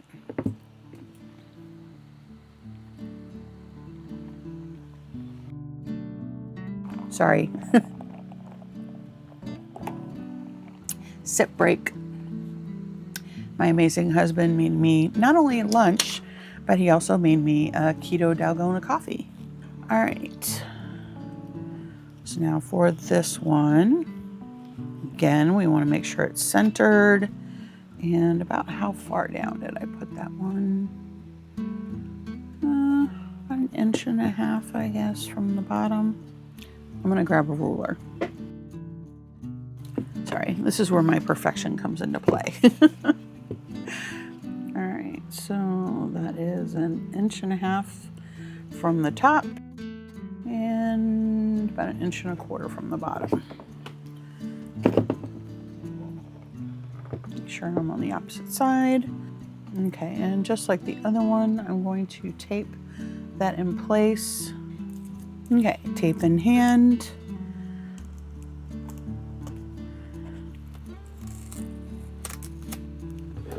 Now I can pull my carrier sheet away from the backing sheet. Start laying it down, and you want to smooth it out as you go. Being very careful.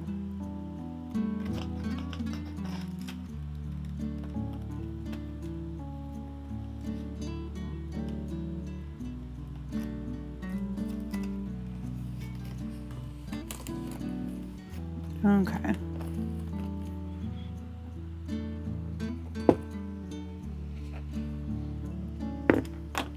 And we're going to start rubbing it in just like we did the other side. Also want to let you know that on this one, this had that same kind of faux leather-like finish on it as the blue one, and so I did not top coat this one either. The only one that I had to do it on was the yellow one because it was a linen shade, where these other two were more of a like silky type finish. And so also it was different ratios of paint as far as like when I mixed it, how much cottage color to the other paints that I put in there. So that's why I'm saying like every fabric is going to be different. Some you will have to top coat, some you won't. And what I did to test was I kind of took an area, like since these are going to be hanging from the ceiling, nobody's going to see it at the top. So I took a little piece of leftover transfer and I just tried to adhere it to the top. And if it adhered well, then you should be good to go. With the linen one, it was not adhering at all. So I knew that I was going to have to top coat or do something with that one. Okay. And again, just going to go around, burnish it, especially around the edges with my finger. Just make sure it's all down. And again, that texture did not bother it at all. And I apologize if I'm out of frame here. When you get to crafting, sometimes you forget that you have a camera right there instead of right over here.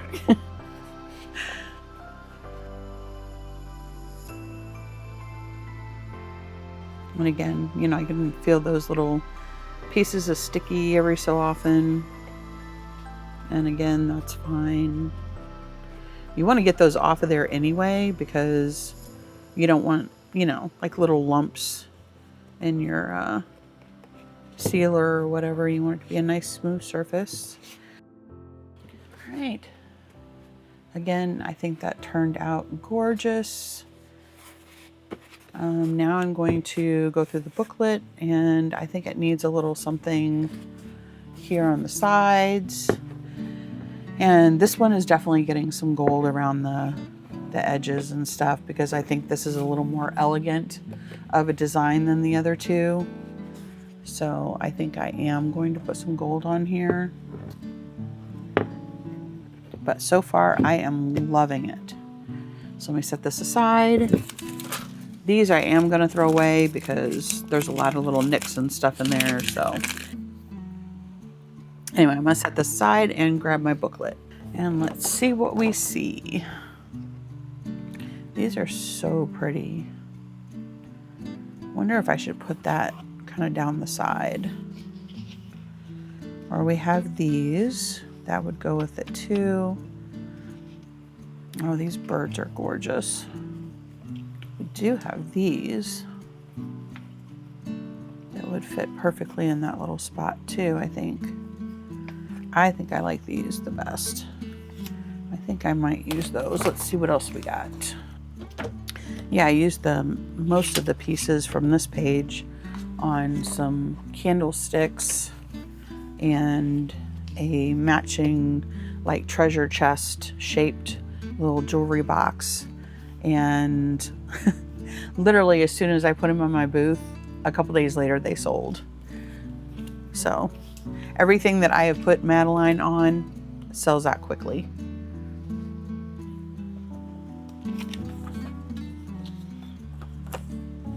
So this is one of my favorite transfers for sure. Just gonna cut off all the excess. I don't like sharp points like that. I think that is perfect.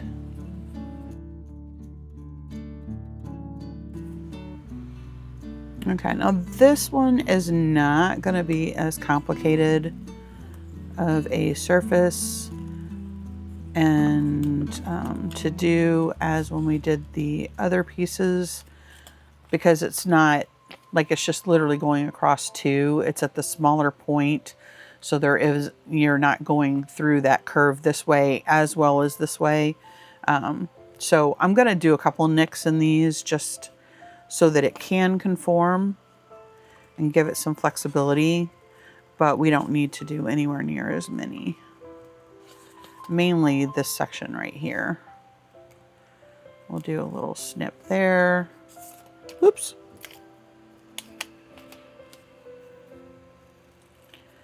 One there. Honestly, don't even think we need to do it there. But maybe there.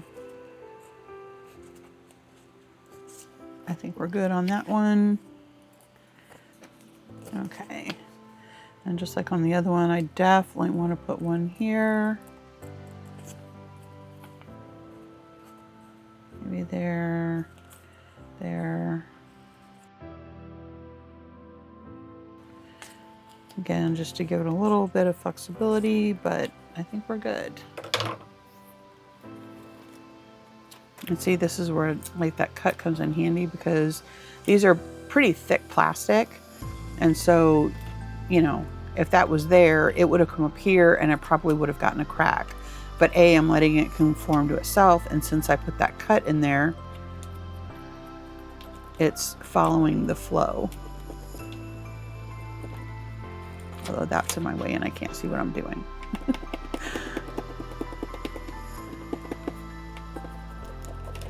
All right. And as you can see, pretty sure it all adhered.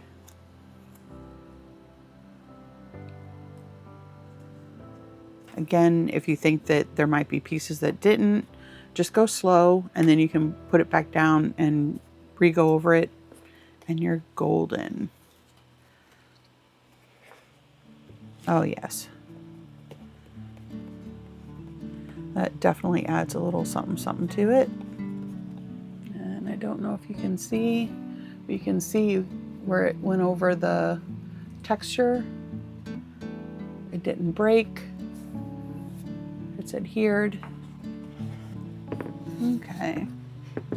And honestly, now that it's all done, where I rubbed some of the paint off and you see some of the gold thread coming through, I really don't mind it. It just gives it a little more detail, a little more depth.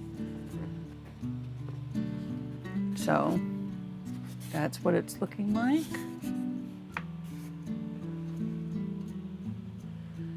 Gorgeous, gorgeous, gorgeous.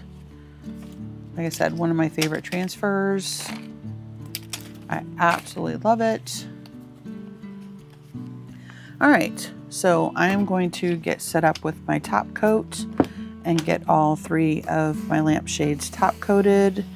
Not sure which I'm going to use. I believe I said when I was doing the yellow one I was going to use Big Top, but I don't know. All right, I'll figure it out and I'll be back. Okay, we're back and we are top coating. And I decided on the DIY liquid patina. I don't know if you can see that. I should have showed you first. But I'm going to use that as my top coat to go over the entire piece. It is sort of a satin finish, and I think it will do the trick.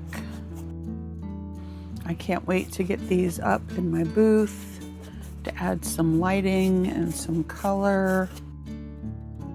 We are going to go hopefully tomorrow if my husband doesn't have to work. He works on call, as I've said before, so sometimes we will be on our way somewhere and uh-oh, he has to work, which is fine. We've been together since December of 2000. And he was doing this sort of work when we met, so I'm pretty used to it. And for any of you who do not know, liquid patina is an excellent decoupage medium. I like using top coats rather than using Mod Podge a lot of the time, unless I'm doing the dry decoupage method, where you put your medium on whatever it is that you're decoupaging onto, and then you actually iron it on. Now for that, Mod Podge is number one because it is kind of plasticky in my opinion. And so when you heat it up, it kind of gets that tackiness, that plasticky tackiness that it has. Basically makes it re-sticky, and so you can iron your decoupage paper on when you're working on a smooth surface, so you don't get wrinkles and stuff. I love using that method on flat surfaces. And then of course in that instance you wouldn't want to wet your paper before you iron it on either, so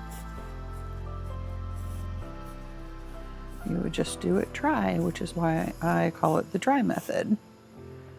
And I know you can probably see that it goes on kind of whitish, but it does dry clear for sure. All right, set this aside and grab another one. Okay, and then here is the blue one. Again, I think this turned out so pretty. I love these colors together. Like I said, it has that vintage kitschy vibe.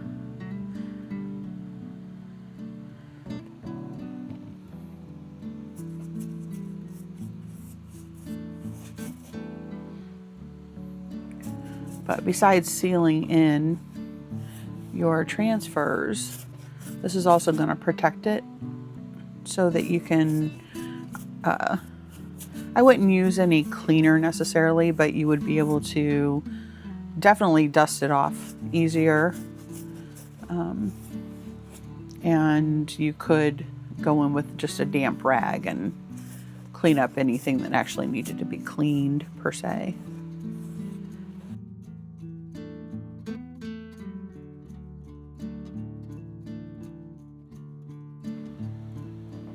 Okay, that one's all done.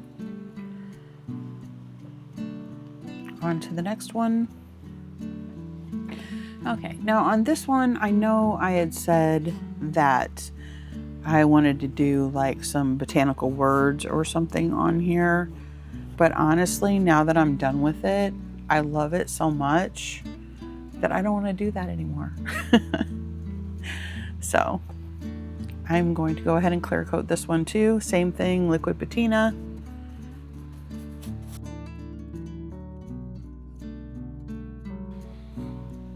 Okay, and there we go.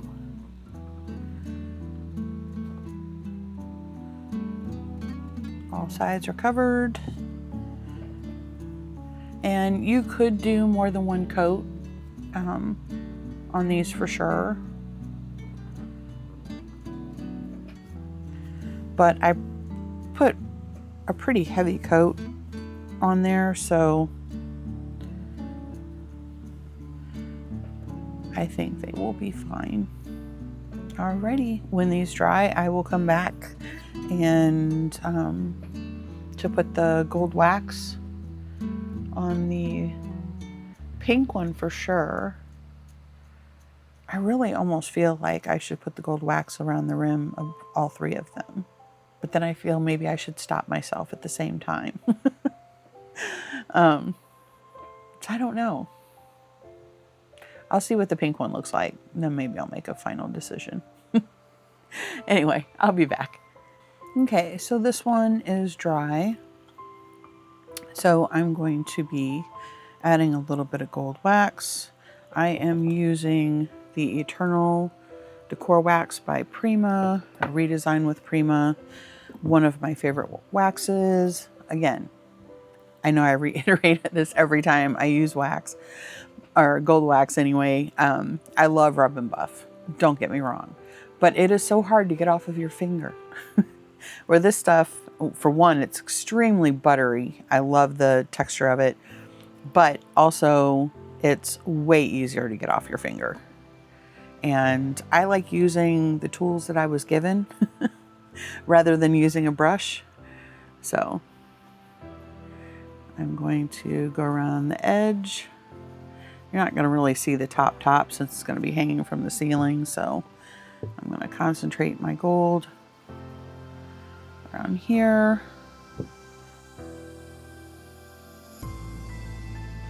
And I had somebody ask me one time, how do I get my gold so even and so perfect? I'm just going to say years and years and years of practice. I've been doing this for a very, very long time. For those of you that don't know, I actually started Shabby Boutique back in 1999. It's a long story, but I was going through a really rough divorce, and 2 weeks after my ex-husband and I separated, our 3-year-old son, I had a 6-year-old and a 3-year-old son, and my 3-year-old was diagnosed with leukemia. And being a single mom, living at the hospital, not being able to work, and trying to take care of 2 children was difficult, to say the least. So I needed something that I could do that would give me a little bit of extra money, as well as, you know, something to do, long hospital stays. We're talking, you know, literally in there for the first year. We would come home a weekend, he would get a fever, and we'd turn around and go right back within 24 hours. So it was a very long hospital stay in the beginning. But anyway, it was something that I could do from the hospital room. I, you know, would bring my crafts and sewing machine, whatever. And I started selling on eBay to make some extra money. And when he was done with his chemo, and yes, he is good today. He just turned 30. But once I quit, I realized that this was my calling. This is what I was meant to do. And I've been doing it ever since. So I've had years of practice.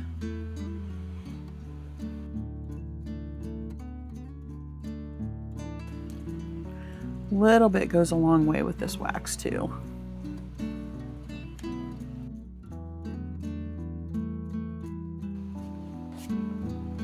And if you do mess up, and like here, I got some gold wax on here, like don't worry about it. Just go grab some clear wax and it will take it right off. And just so you know, it's not that I'm striving for perfection. And a little thicker here. Okay, I will clean up like right here where I messed up, and on the top right here.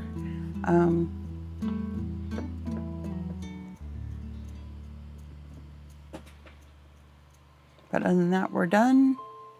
I think that just added a little bit of elegance. I kind of want to go over these too, but I don't want to mess it up. Maybe a little bit. Just on the thicker parts.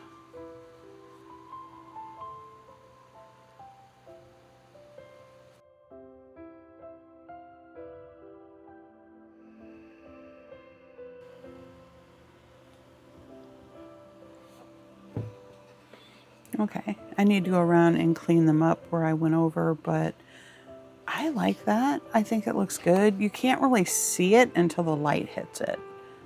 And I think that's what I like about it. All right, so I'm going to bust out my clear wax and go around and fix these. Get the my little boo-boos cleaned up, and then it will be done. And then hopefully tomorrow we can take these to my booth and get them hung up. All right, so I grabbed my DIY clear wax. Wait a minute, that's not it.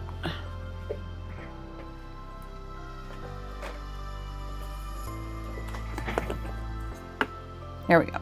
All right, I grabbed my DIY clear wax.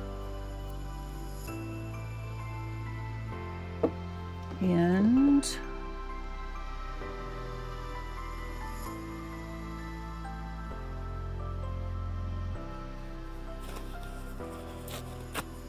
a little bit of tissue, Q-tip, whatever you have on hand.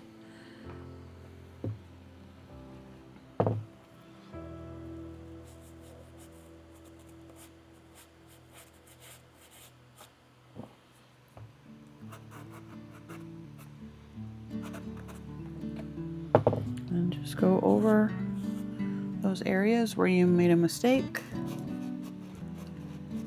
And it acts like an eraser. Now, depending on what it is, what type of fabric, what it is you did it on, I can't tell you that it will 100% erase it, but on this fabric for sure.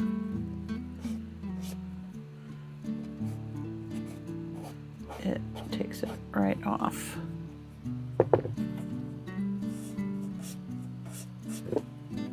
And grab another little piece.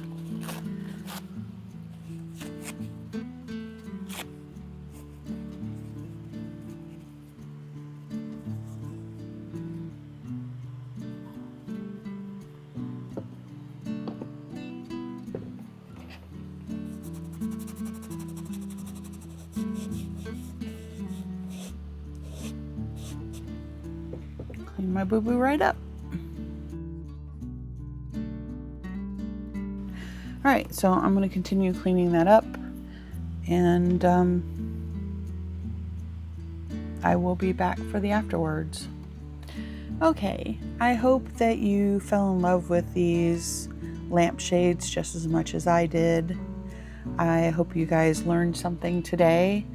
I feel like every day you should learn at least one thing new.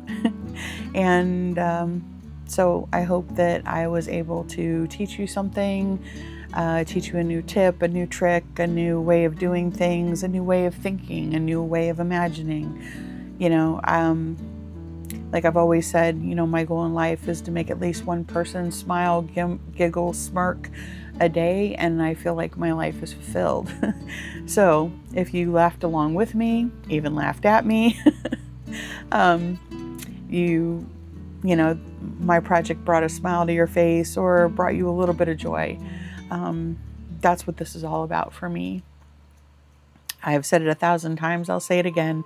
I'm not a salesman. I'm an artist. I'm a creator, and I love to bring joy to others. So I hope you love these projects, and I will take some pictures after we get them hung up in my booth space so that you can see what they look like hanging up.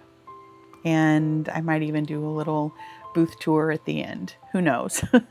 It's not 100%. I still have some furniture that I have to touch up from the move. Like I said, we were in a rush to get out of Painted Tree. There was a ton of people all trying to get their stuff out at the same time. It was chaos. So a few pieces of my furniture got, little dinged or paint scuffed off or whatever. So I need to get those fixed and get those in the booth, and as long as as well as some other things. But for the most part, it's pretty much done. Just need to get some more product in there, my handmade creations and stuff. So anyway, I hope you enjoyed the journey with me today, and I look forward to seeing you again soon. Bye. I think these lampshades turned out gorgeous. Let me know in the comments which one was your favorite. Did you like the yellow one, the aqua one, or the pink one? And as you can see, I also included some photo and video of the lampshades hanging up in my booth space, so you can see what they look like. They really add, besides adding a touch of color and whimsy, they also added the light that I needed desperately. Wasn't 100% of what I wanted, but it works. And then also it warmed up the space, because the lighting back there is kind of like a cool blue lighting, and so everything looked, I don't know, dead to me. So it brought in some warmth into the space. Now I have to figure out what to do on the other side of the booth in the aisleway to warm those spaces up, but that's another video. Anyway, while I'm on here, if you made it to the end, please leave a butterfly emoji. There we go. Just to let me know that you made it to the end. Also, I would like to thank everyone that watches my videos, everyone that comments. I truly enjoy reading your comments and, getting to know you, hoping that you're getting to know me. I'm a very personable person. I like to, get to know the people that are watching my videos. I like to get to know my customers, my client base. Like I said before, I love meeting new people. I love helping people. So that is one of the perks of, doing what I do. Besides getting to craft and, get out all my creativity. Anyway, so leave me the butterfly emoji. I also wanted to let you know that, repeat again, that the IOD 2026 winter collection will be here Thursday, August 6th, 10 a.m. Pacific time. I'm in Central Standard Time, so for us it'll be 11 a.m. Or 1 p.m. Eastern Time. And again, all the products will be in my booth space at the Glamorous Goat or in Sullivan, Missouri, or you can get them online and on my website. All the links are down below. Thank you guys very much. I hope you enjoyed everything. I hope you learned something new. Give me a thumbs up, all that good stuff. Love you guys. Bye. Let me know what you think of this project, and if you have any questions or something in particular you would like to see me make, or a product in particular you would like to see me use, feel free to leave a comment below. Thank you ever so much for watching, and until we meet again, have a most serendipitous day. Hugs to all. Love, Jewel.